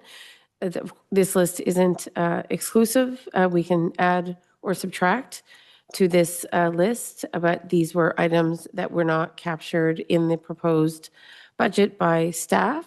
And I know a number of items have already been flagged. So I think council, really, our job this evening is to provide clear indication of where we want particular items incorporated into the next iteration of the budget, so that we can ensure that they proceed if that is the will of council. Deputy Mayor? Thank you, Madam Mayor. And I'd just like to make a comment before we go through line by line. What staff has presented in terms of possible financing for these new initiatives is, and the grand total is about $1 million, but 750,000 coming from taxation and 247,000 coming from reserves. In my digging around trying to get a handle on reserves, I'm very comfortable with the idea of, if it's up to council, if they were to have all those items funded from reserves, that we would not be in any, how would I say, I wouldn't say peril, but we're well below any kind of limitation, and we wouldn't be biting into any kind of obligatory reserves. They would totally come from discretionary reserves and allow for contingency, as well as what they've projected as transfer from reserves for the 2026 budget. So without giving you a precise number, I think a total of $1 million coming out of reserves, if that's where we land, I'm of the opinion that that's comfortable. Thank you. Thank you. And I just had a question, because as I apprehended all of the information from the finance team today, we have yet to account for the surplus from the most recent audited fiscal year. So in addition to 4.8 million in discretionary reserves, some of which we can fiercely protect, and some of which may be utilized for items that are on this initiative list, we have a surplus that has just recently been reported that would also go into, I presume, that discretionary reserve. I understand that there's some carryover projects, so that 3.5 million number will be reduced once there's an accounting of carryover projects, but it does represent an additional infusion of funds into the discretionary reserve. Is that, if I stated that clearly, Ms. Dunlop? Thank you, Your Worship. Yes, that is correct. Those carryover or that surplus does have some deductions from carry forwards, of which we don't have that specific value to give council this evening. But with $4.8 million in discretionary reserves, and let's say up to, if there's a $3.5 million surplus, and we expect, say, half of it to be carryover projects, which may be high, you're still left with $1.5 million in a surplus that would go into this discretionary reserve, which I think gives council some latitude when it comes to funding particular projects that might be of high priority without impacting the tax rate. So, through you, Madam Mayor, we also have the 2025 capital financing. That's not included in this, and pertaining to the surplus with the auditing standards, once I receive the journal entries of what is going into working reserves with the surplus, because there's amortization and different adjustments to be made before that's determined. indeed. The reality is we can only work with what we have currently. So we're trying to make decisions about a budget in advance of some of those numbers. So we're just going to have to do our best, right, with the information that's been provided. So I guess just to move things along, it's 5:08, and we've spent a lot of time in presentation mode. If I might, I understand that Councillor Strachan flagged the youth center. We certainly have streetlight retrofit as something that I think was also flagged by Deputy Mayor. I certainly have an interest to see the design portion of the pump track proceed. That isn't a $350,000 cost. I believe it's more accurately stated as $125,000. The former rehabilitation of Oxford Mills is something that Deputy Mayor has spoken about. And I heard Councillor Wilson say in the last meeting that a shade structure for Oxford Station is something that parents and users of that park were desperate to see, as well as we have the unanimous recommendation from CDAC to proceed with a marketing strategy. So those are the areas where I've heard particular council interest when it comes to items not integrated into the budget to date. Have I missed anything, and would any council colleague like to speak to those items, any one of those items? So I have Deputy Mayor's hand. Go ahead. Yeah, And Councillor Strachan. Okay. Yeah, sure. Yeah. I'd just like to highlight one item that's just come up in conversations recently, and that's the item labeled as sponsorship, significant events. Yes. And I think the intent or the rationale behind that line is to enable the municipality to fund tourism, large tourism-related activities, because often groups will mount events in North Grenville and they're looking for some sponsorship from business as well as individuals, but certainly they will often knock on our door looking for sponsorship. So having a line item there that we can spend on significant tourism events, I think it's a good idea.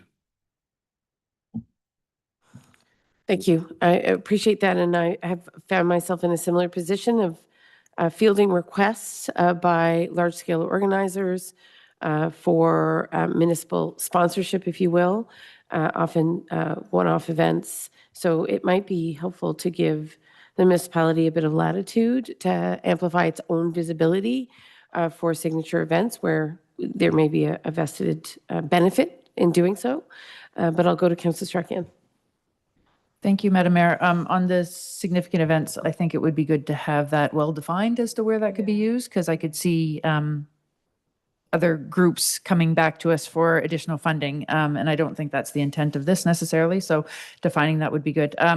The addition of the rural CIP, I feel like I'm belaboring the point here. It was added as an insistence to include the rural CIP in the enhanced work plan for the Ag and Rural Affairs Advisory Committee.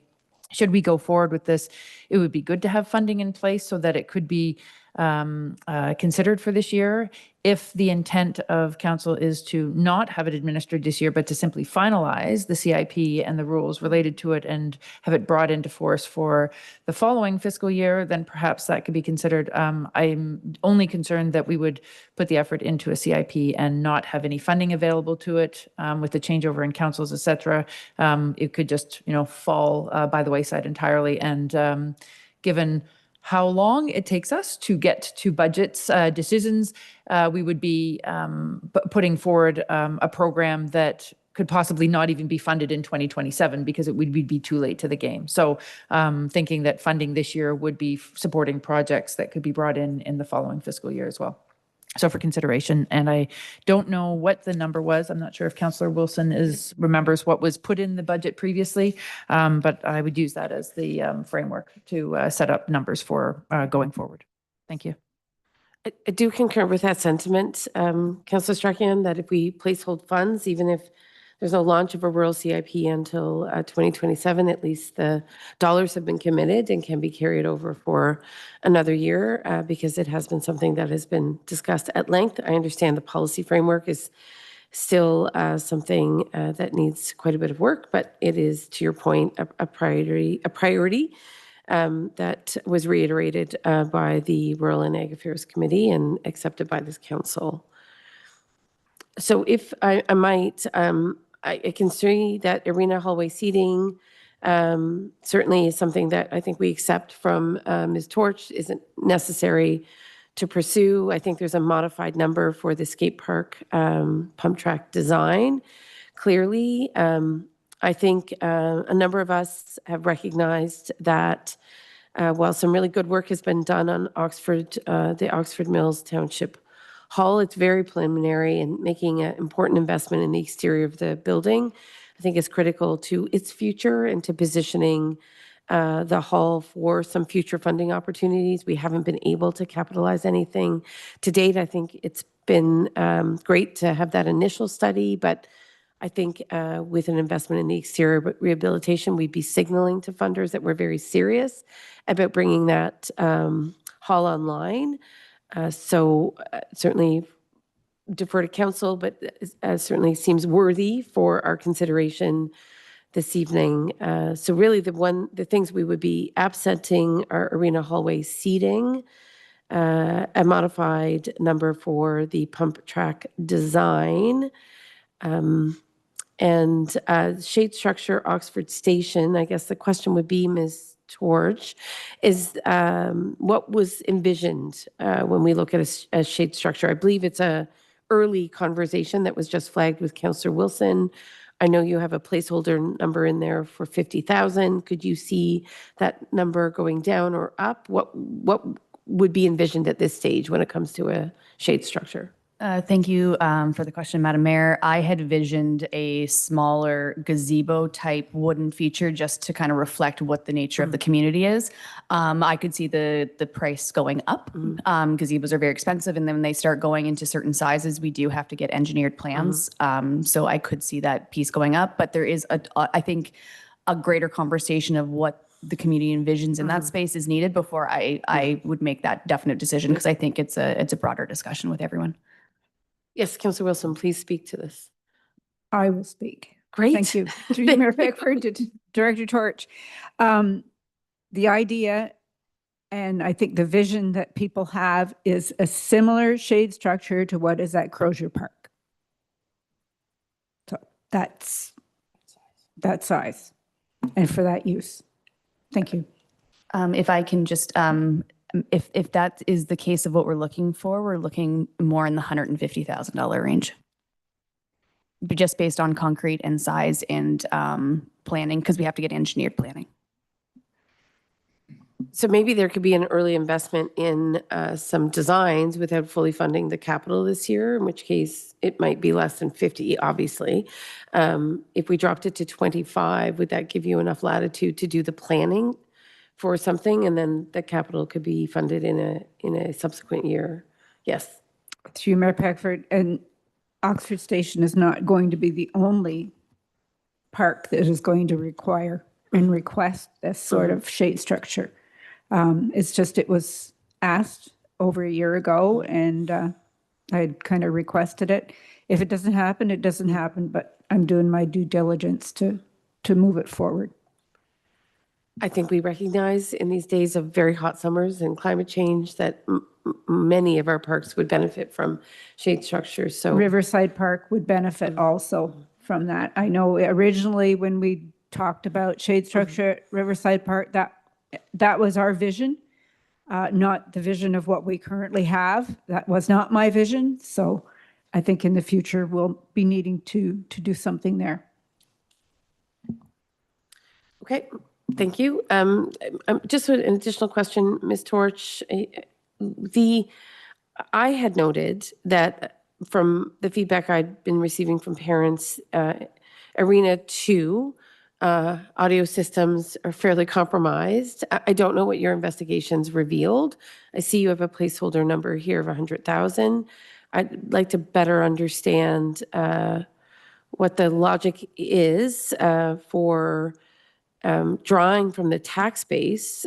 These improvements are within this building envelope where there is a building reserve fund. So I'm surprised to see that there would be any taxation impact for this particular arena. I understand that Arena 1 has been prioritized, but again, why are we seeing a tax impact for a building, for an investment in a building for which there is a reserve fund? Thank you for the question, Madam Mayor. So what I was, from my understanding, and I absolutely can be corrected, is that certain audio equipment wouldn't necessarily be included.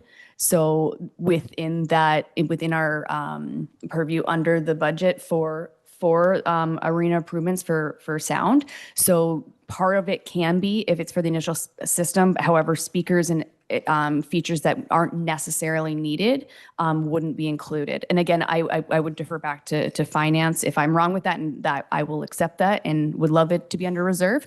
But that was just my understanding. I'd love to better understand the definition of need. There's a very healthy reserve for this building, so I find it a bit surprising to hear that something that's fairly key to the operation of the arenas would not be eligible for the building reserve. I mean, it's old, very old equipment. I don't think in either arena, which these arenas are used in the summer, one for ice and one for ball hockey and lacrosse and a variety of other sports. I don't quite understand why the replacement of the equipment wouldn't qualify. Maybe the finance team has a comment or could provide comment at the next meeting. Thank you, Madam Mayor. Excuse me, we would have to look into that Okay. because I don't have an answer for you Okay. at this time. Okay. I think that would be helpful for us to understand. Thank you. Councillor Strachan? Through you, Madam Mayor, I like the new list of new initiatives and the conversation that we're having. I don't like the increase in the taxes. And so if there's any ways where we consider to mitigate that increase, I recognize it's not going to be 3.67 because we have about a 200,000 plus or 200,000-ish savings for the skate park line item, because I believe it's not 350, it's more like 125. Is that correct? So, you know, the number won't be as great. But if there are areas where additional reserves could be used or surplus funding could be allocated, I think it would be prudent to consider that rather than perhaps what's more of a conservative estimate right now based on reserve draws. Thank you. Yes, Deputy Mayor? In response to Councillor Strachan, I'll just note that in our existing reserve policy, one of the purposes of reserves is to, and I quote, take advantage of financial opportunities as they arise. And I would say take advantage of the opportunity to invest as they arise. And as I said earlier, from my calculations, there would be no harm done to what we're obliged to keep in reserves and what is not discretionary, but from discretionary funds to fund all of these additional initiatives through reserves. Thank you. And certainly having reviewed the reserve policies and the allocations that are currently made and what is available to us in contingency reserves, I tend to concur that I think most of these items can be absorbed through a combination of existing contingency reserves and surplus. So I think certainly council this evening, we could provide that direction that the items that we've prioritized or items we've prioritized and those for which we've come to an agreement that there's a modification to the cost, such as, for example, the skate park, be brought back as proposals for a last iteration of the draft budget to be funded through reserves, a combination of discretionary reserves and surplus. We will have one more kick at this can when it comes to looking at a final budget. So the function of this afternoon's exercise was to provide that direction back to staff for items that were of particular interest to council. I want to put one more thing on the table with that in mind, colleagues. I've been watching very closely how the United Counties has been navigating these waters around tax rate increases. Historically, the counties has had a higher tax rate increase since the pandemic. Prior to the pandemic, the counties was incredibly conservative and actually often aimed for 0% tax rate increase. Obviously, the pandemic made that exceedingly difficult. But even with fairly significant capital investments that I mentioned earlier, like the long-term care home, County Road 43, this year's tax rate increase comes in at just under 2.5%. I believe here in the municipality of North Grenville that we shouldn't go much beyond what the county's proposed tax rate increase is. And to that end, I would like to see consideration of a lower tax rate increase for the municipal portion that would get us under 3%. I know that I think if we were to look at a 2.6, 2.5 tax rate increase here in North Grenville, which would be 1 point less than what is being proposed, CAO Dunlop, that represents how much in revenue? Thank you for the question, Madam Mayor. Every 1% is about $200,000. So if it's a 0.5% you're looking to drop, it would be about $100,000. So looking to Ms. Boss, as we look to formalize this direction, understanding that we will have one more opportunity to see a modified budget, how would you like direction to be formulated, Ms. Boss? Thank you. CAO Dunlop and I have been working on motions in the background here. We would be looking for formal direction. So I'll start with funding the new initiatives through the budget surplus or discretionary reserves. We would be looking for someone to move in second recommendation on that. The way we have formulated the wording, if I may, is that council approves the inclusion of the following in the draft 2026 budget to be funded from budget surplus and or discretionary reserves. Under 2026 draft operating, $15,000 for the Kemptville Youth Center, $10,000 for the sponsorship of significant events, and $50,000 for the rural CIP. The 2026 draft capital, $59,000 for the streetlight retrofit, Southern Area 59, $125,000 for the pump track design, $350,000 for the former Oxford Mills Town Hall exterior rehabilitation, $100,000 for the audio improvements Arena 2, $25,000 for the design of a shade structure Oxford Station, and $50,000 for the marketing strategy. Did I miss anything? I think the arena upgrades proposed should have a caveat and a further explanation for why they need to be tax supported if we have the municipal building reserve. So This motion would make that redundant, as we are saying that we would fund it through reserves. Well, I guess the reserve could be the municipal reserve, right? So the reference to reserve Okay. could include the municipal reserve. Should further examination demonstrate that 100% of that cost could come from the municipal reserve. So it's just a distinction on the particular reserve, if you will. Okay. I will add that into after $100,000 for the audio improvement Arena 2 from the building reserve, if possible. If possible. I'll word that better in the final one. But we would be looking for a mover and seconder and a formal vote on the motion as read. Might I ask, so I've introduced the possibility of a tax rate reduction. So either as part of this motion. I would handle it separately. If we handle this one, and then Karen and I can work, our CAO Dunlop and I can work on some wording on that second portion. Okay, so do we have a mover? Councilor Strachan? Seconder, Councilor Wilson, thank you. Any discussion at this stage? Not seeing any? We'll call the vote. All in favor? All right, that carries. Through you, Mayor, can you please provide, do you have a certain number that you would like? I know you threw out 2.5 or 2.5. I would like to see a 1 point decrease in the tax rate, a 1 point which decrease. is equivalent to 200,000.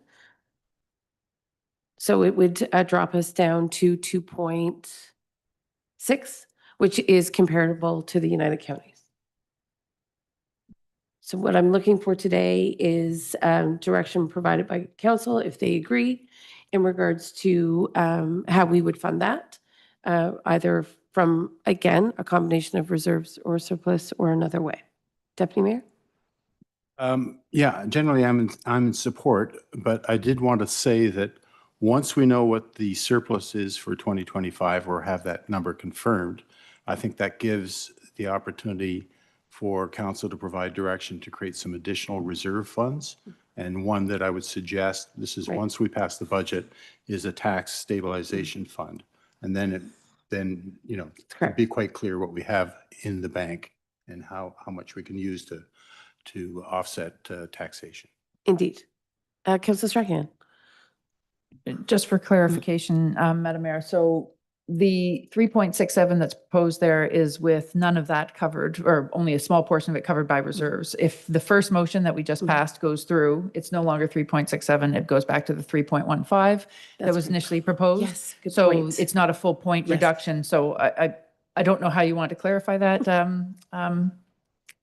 to the clerk, but Attach Councillor Strachan. I think maybe Yeah. landing on what the final percentage tax increase would be sufficient rather than saying how much the decrease is might make it less confusing. Right. Thank you. And I believe, Ms. Wheeler, again, the county tax rate was 2.5, 2.46.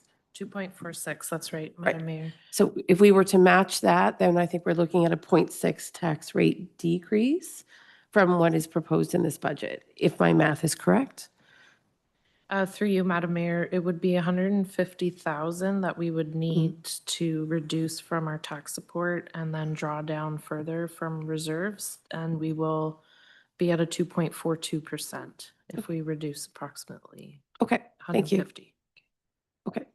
So then the direction would be to direct staff to incorporate into the final budget that tax rate decrease proposed for the municipal component to 2 point, Ms. Wheeler, 42? 2.42, that's correct. Yes, okay. Thank you. Do I have a mover and a seconder? That we're going to say from reserves, right? From reserves. Yes, Councilor Wilson, you'll, okay. Do I have a seconder? Deputy Mayor? Okay, thank you. Okay, any further discussion? I do want to say thank you, Deputy Mayor, for highlighting another wonderful tool that the United Counties has had in place for, I think, 15 years. So a tax rate stabilization reserve is used precisely for this purpose. I know the counties have spent about 15 years accumulating a reserve. It's not, I think it's 2 or 3 million. So it's not a lot of money, but it can be deployed for this purpose when it's obvious that perhaps the tax rate increase is coming in a little bit higher than might have been expected or desired. I think in almost every year that I've been at the county table, the tax rate stabilization reserve has come into play. Sometimes it's just a little bit, and sometimes it's a little more, but it's a really, I think, valuable mechanism. And I know we're looking to strengthen our reserve policies, and certainly that stabilization reserve would be one that we should have in play here in North Grenville. But the motion's on the floor. It has been moved and seconded, and I'll call the vote. All in favor? Okay, that carries. So with that, one more. Buskerfest, of course. Thank you. Deputy Mayor, go ahead.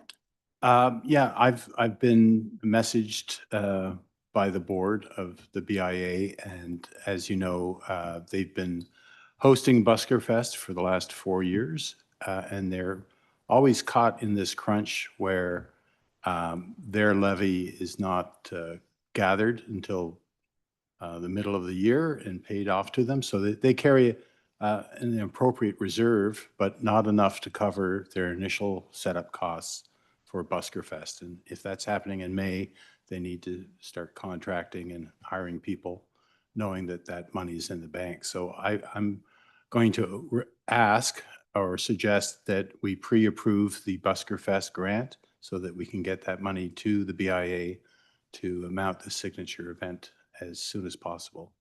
So it's Okay. $1,000. So it's already in the budget, so there's no fiscal impact. It's just a question of approving that particular allocation this evening. This evening, rather Right. than waiting till when we Right. pass the budget. So are you moving? Okay, so do I have a seconder for the immediate allocation of those funds this evening? Councilor Strachan, are you seconding or asking a question? Okay, excellent. Thank you so much. So that's on the floor. Any comments or questions? I think we understand the urgency and why they're eager to get that confirmation. Okay, I'll call the vote. All in favor? All right, that carries. Thank you. Am I missing anything, colleagues? Not seeing any? Okay. Okay, so with that, this has been a very oh, we have our water and wastewater. We really did make Mr. Finley wait a long time. Mr. Finley, Should we take 5 minutes? I think do you guys want 5 minutes? Yes, we've been sitting for 2 hours. I defer to the group. Would you like a 5-minute break? Okay. You are moving a break or no break? Okay. Councillor Wilson and Strachan are moving a break, 5 minutes. Thank you. Okay.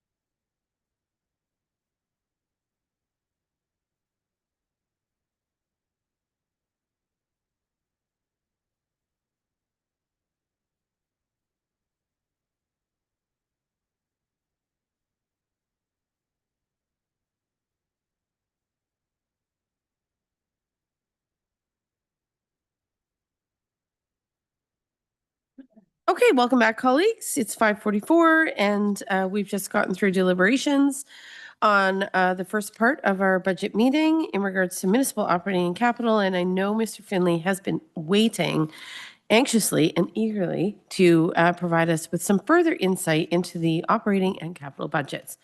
Mr. Finley, over to you. Thank you very much, Madam Mayor.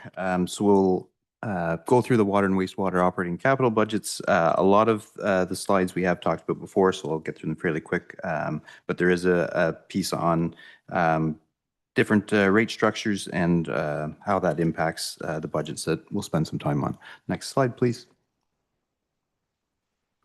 So this just gives a quick introduction, some highlights and objectives. Like we mentioned, the current rate structure and some proposals there based on how that'll play out through the operating budget and capital. We'll chat about the reserves. We'll chat about the draft capital budget and then the debt schedule, and then open it up to council. Next slide, please.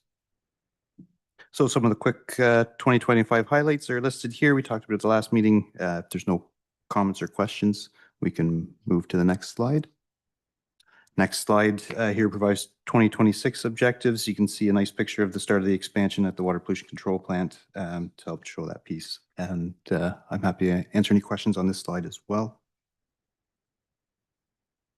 Next slide. So this will be the bigger discussion, I think, for council. Based on the original presentation, we did identify that our reserves, or when we looked at our operating budget, there did identify a deficit in the operations based on our current rate schedule. So that's the green side that you see there. And this base, the comparison we're showing here is the annual cost for a single unit residential or an average single residential unit. And what we see here is what we currently charge a base rate of $47 a month, $564 annually. And then the rest of the charge is based on their consumption, with the average in 2024 being the average residential user of just under 11 cubic meters of water monthly. We charge currently $4.01 for anything less than 12 cubic meters a month. That's our first block charge. Our second block charges for any use over 12 cubic meters per month at $5.01. So the average residential user would only fall in the first block with a monthly charge of $43.55 or an annual cost of $522.60 with a total annual cost of just under $1,100 or $1,086.60. So that is our current rate structure, the way we have it set up. We do, like I mentioned, we did note previously that based on our anticipated revenues of this, and when we compared that to our total expenses, anticipated expenses, we did identify a just under $75,000 deficit. So we were looking at that point that there would have to be a transfer from reserves to cover that operating cost of that $74,705. Being the owners of the wastewater system and knowing that this does not come from taxes, this is a user pay system, so the users of the system do cover the expenses of the system. We did also identify a proposed option of a 2.2% cost increase to those rates, which would cover that deficit, so we wouldn't draw from reserves to finance our operations. What that would look like for council's consideration is a base rate increase from $47 to $48.03, which would create an annual cost of $576.36. And when we looked at that average consumption, the increase in cost per month for an average residential unit would be from $43.55 to $44.50, or annually $534. So that potential proposed rate increase would have an annual cost for that single residential unit from $1,086.60 to $1,110.36. So this would have an annual increase of $23.72 per month if this proposed increase were accepted by council. And again, the intent behind presenting this to council is to maintain sustainability so that it is a sustainable operating system for the water and wastewater. Mr. Finley, if I Yes. might, I believe, unfortunately, I wasn't here for the last discussion, but I think this arose. Is this your proposal, or was this in response to one of the councillors wishing to see that rate increase over 1 year? Thank you for the question, Madam Mayor. Yes, it did come from a discussion with council in terms of staff identifying the deficit and our proposal for a financial plan this year to address this in future years, and the comment of trying to see how part of it could be addressed or looked at in this year. So this was our response to that discussion.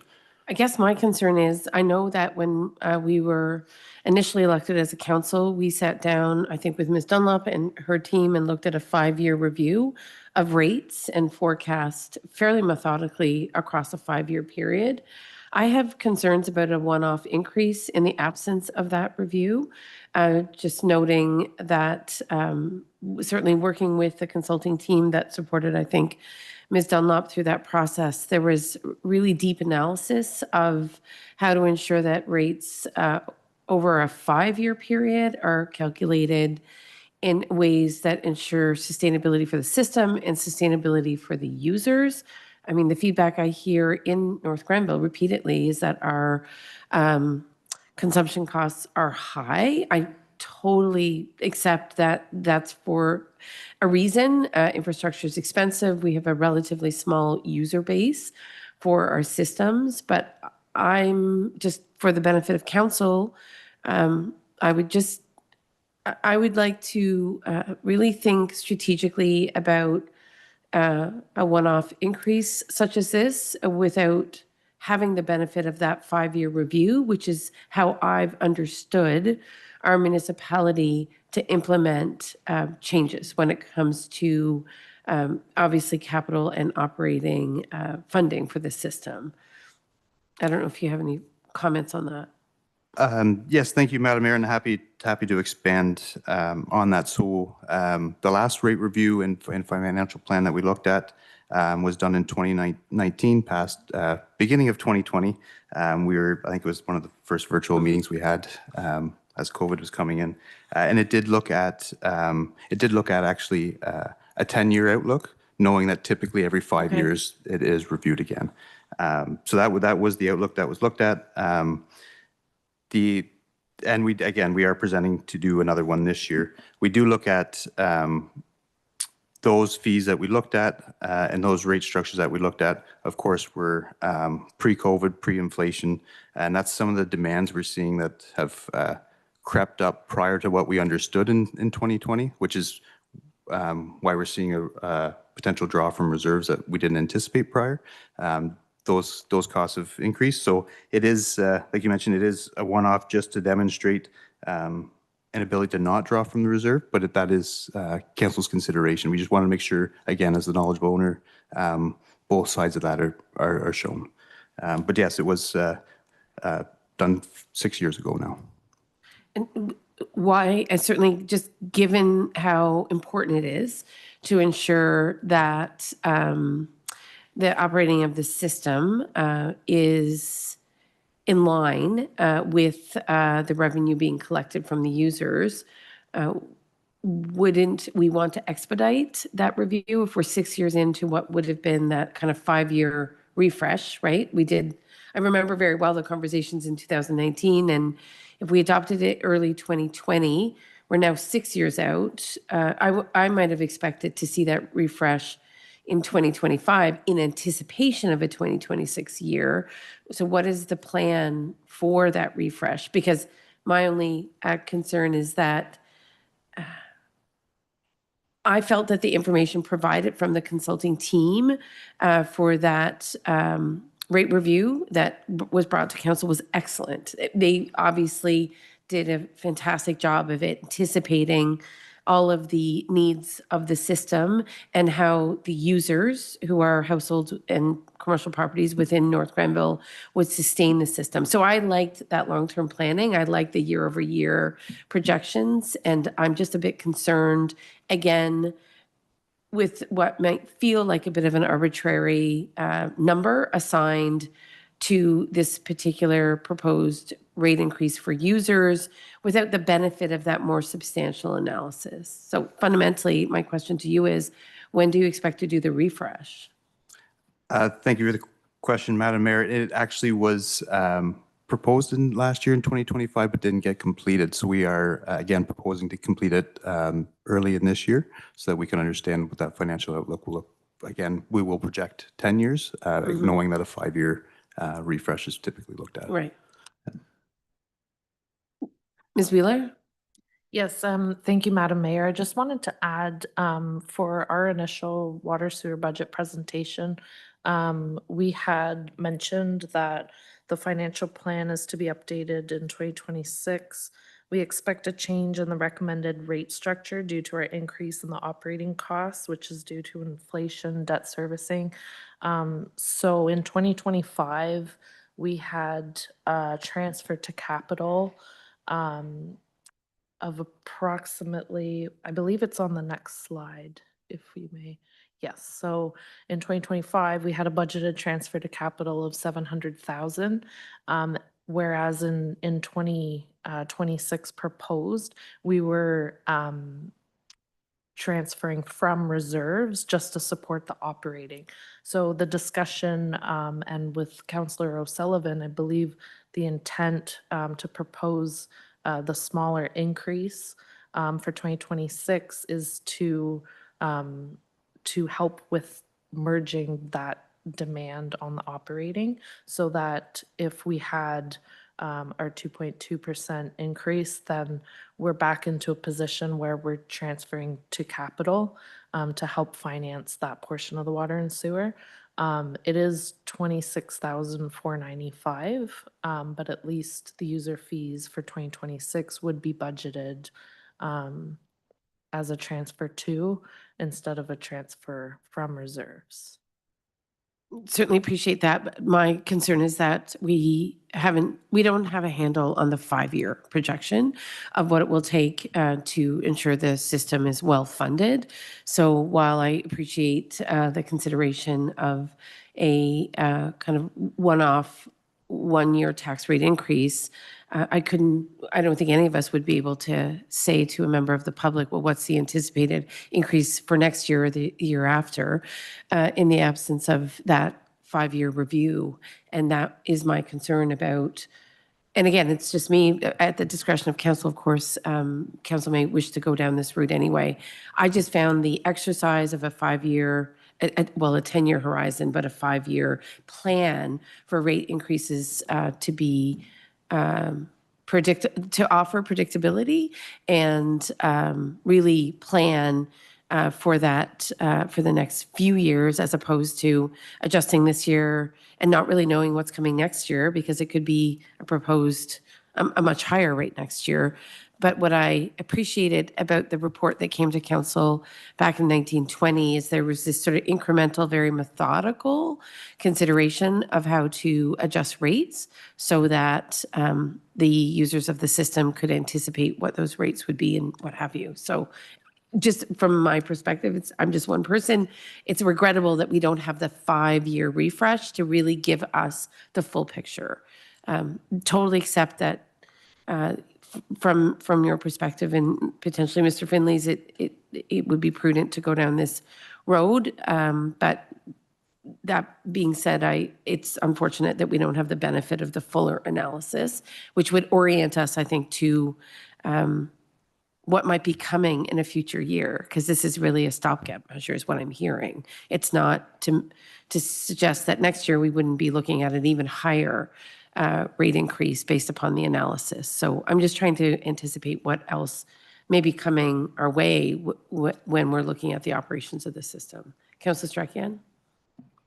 Madam Mayor, I think the reason that this is included in there is because Yeah. of the conversation with Right. Councillor Sullivan. So I think she is concerned about the draw from reserves in order to make up what she saw as a small difference, and therefore a small increase would avoid that draw from reserves.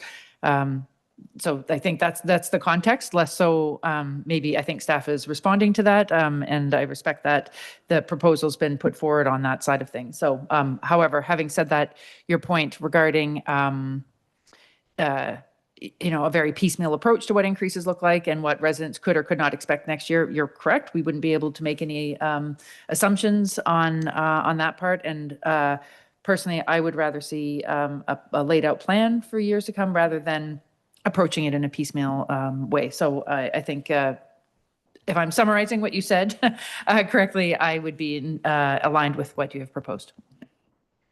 Thank you for intervening and allowing others to speak. Councillor Wilson. Thank you, to you, Mayor Peckford. I do agree with Councillor Strachian. I do remember, not to prolong this meeting, but a number of years ago, the water rates in Kemptville were $75 for 3 months. And then all of a sudden, a huge increase had to come in, and we almost had a civil war in Kemptville. So I think small increments, good planning ahead is the way to go. Thank you. Okay, Mr. Finlay, I think you can carry on. Oh, Deputy Mayor, I'm so sorry. Go ahead, Deputy Mayor. As you can see, Councillor O'Sullivan isn't sitting beside me, but she would be the first one to endorse evidence-based decision-making. And I think the evidence that we're looking for is a refresh. So I would suggest that it comes from reserves this year, not to set a trend, and that we wait to adjust the base rate and the consumption rates after we've had a report. Yeah. Okay. Thank you. All right, Mr. Finlay, I think that settles it. Carry on. Thank you, Madam Mayor. And so as we walk through the rest of the presentation, we set it up to show both what was there and the proposed. So I'll continue with that just so you're aware, but understand that the change that the council is probably coming to at that point. So on this slide, as you can see, what we identified was the total revenues of just under $4.9 million, with total expenses being just over $4.9 million. And that made up that 74,705 difference that initially we had looked at drawing from reserves. We were showing in here that with that 2.2% increase, it would provide 101,000, which would allow that 26,000 to transfer to capital and allow the payment through those through the revenues. But as we mentioned there is that 74,705 difference if there is no rate increase. Next slide, please. So what you see in this capital line item here is just showing the total expenditures that we're looking at is 66 million, just over 66 million. I do want to note of that, 61.6 million of that is identified through the water pollution control plan expansion, kind of both phases, and we'll see that later on through the slides. So at this point, again, the difference we were showing with an operating surplus of 26,000 would be some of the funding. We do see the debt proceeds of 27 million for the water pollution control plan expansion, as well as some funding pieces that we have. The provincial cost share from Infrastructure Ontario, which is just under 8.6 million, with that total amount being 21.8 million. And with our new funding for the second phase of the water pollution control plant, there is some funding of 25 million there as well. So with all this, majority of that share being funded for that expansion, we are looking at a drawdown of reserves of $2 million. Again, there will be that change from that 26,000 to 74,705. Next slide, please. So this slide is just the intent to show what the current reserves are unaudited from 2024. We are looking at just over $8 million as of the end of 2024, and we would be looking at a drawdown of $2.1 million in terms of capital, as well as the 74,000 from reserves. Or potentially what we're showing here is that 26,000 putting into the reserves. Next slide, please. Now we see, we'll see on the next two slides, the draft capital budgets. This section here does show the water services that we have here. I do note there are a number of projects listed here, including County Road 43, the water portion for this. We do have some water main looping, some dead end cleanup. We do see some pump station repairs such as and replacements, Aquanel Kernahan, as well as the Alfred Street project. So there are a number of rehabilitation projects. We do see in here, of course, the financial plan that we've been discussing, or the water component. We do break up the funding between water and wastewater. So we do see that highlighted here as well. We are looking at a total from the water side of just over $1.4 million. Next slide, please. And we see here on this slide that's being presented is the wastewater portion. We do note a number of projects here. You do see the two big items being Phase A of the water pollution control plant. Again, we're currently under construction, looking to reach substantial completion this fall. As well, we have identified the full cost or projected full cost of the Phase B of that expansion. Again, knowing that the intent is to award this year and it is a multi-year project, but we wanted council to be aware of what our anticipated full costs are expected for in that. And of that 35 million, 25 of that again is provincially funded. Again, we see the County Road 43 project as well, and a number of replacements and work to a lot of the sanitary pump stations. So we see a list of Bridge Street projects, Aquanel Colonnade as well. So this is the list of capital on the sanitary side. Like I mentioned, $65 million is shown. However, 61, just over 61 is to the expansion. Next slide, please. And what we see in this chart is just to identify the current water and wastewater debt. So there are 4 projects that we're still debt financing.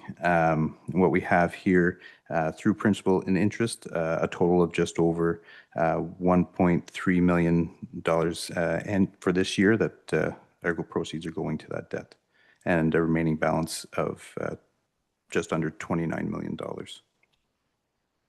Next slide, please. That is it, but I'm happy to answer any questions. Okay, Deputy Mayor?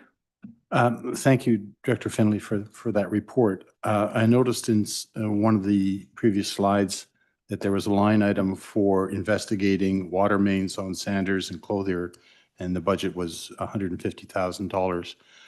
You won't have the answer tonight, but I think at your discretion, at your convenience, I would like to know what we spent on repairing the underground infrastructure on Sanders Street alone over the last 10 years. If you could pull that information together for me at some point, that would be great. Thank you for the question through you, Madam Mayor. We can, so when we do the repairs, they're all thrown into a general ledger piece. So we will do our best to break out the amount of repairs there and probably give a ballpark of each repair just to help identify that and then get into specific over the last 10 years, if that's satisfactory. Yeah, ballpark is fine, because I'll compare it to what it would have costed to completely repair it. Thanks. Okay, excellent. Anything else, colleagues, in regards to this budget? I think we clearly expressed our appetite to not proceed with the 2.2% increase, and with that, the deficit will be funded through the reserves, as per your presentation, correct? Thank you, Madam Mayor. I guess we'd show that going back to the first presentation that that we had, and I can chat with our Okay. director here. So, Ms. Boss, just in terms of proceeding, obviously, Mr. Finley proposed a modification that I think we're rejecting just based upon some discussion. So we will look to, what are we looking to do? Are we looking to adopt this budget or, yes, Deputy Mayor? Well, I'd please. move that we adopt the budget as amended. No, the amendment is what's being presented tonight or as we've amended it? Well, yes, as the original financing. With 0. With the 0%? Yes, I sorry. think that's probably the Thank you. language. Okay. And I believe Ms. Boss is capturing that as we speak. I will wait for Ms. Boss.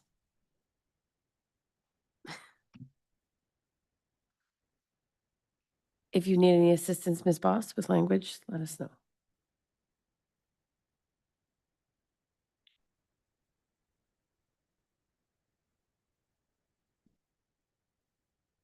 Okay. Sorry, through you, Mayor. Is council looking to approve the 2026 water and wastewater operating and capital budgets with a 0% increase? I believe that is the intent. Is that right, Council? Okay. Yes. So with that, we'll look for a move and a seconder then. Councilor Strachan, Deputy Mayor. Oh, you moved it? I apologize. Councilor Strachan seconds. Thank you. All right. Any comments or questions? Seeing none, calling the vote. All in favor? Okay. All right. So with that, we are moving on to our confirmation bylaw. Okay, Councilor Wilson, do you mind moving our confirmation? Deputy Mayor seconded. The recommendations that confirmation bylaw is attached be read first, second, third time, finally passed and open. I'm calling the question. All in favor? And adjournment will be at 6:10. Looking for a mover and a seconder. Councilor Strachan Wilson, thank you. And I am now calling the question for adjournment 6:10. Thank you. It carries.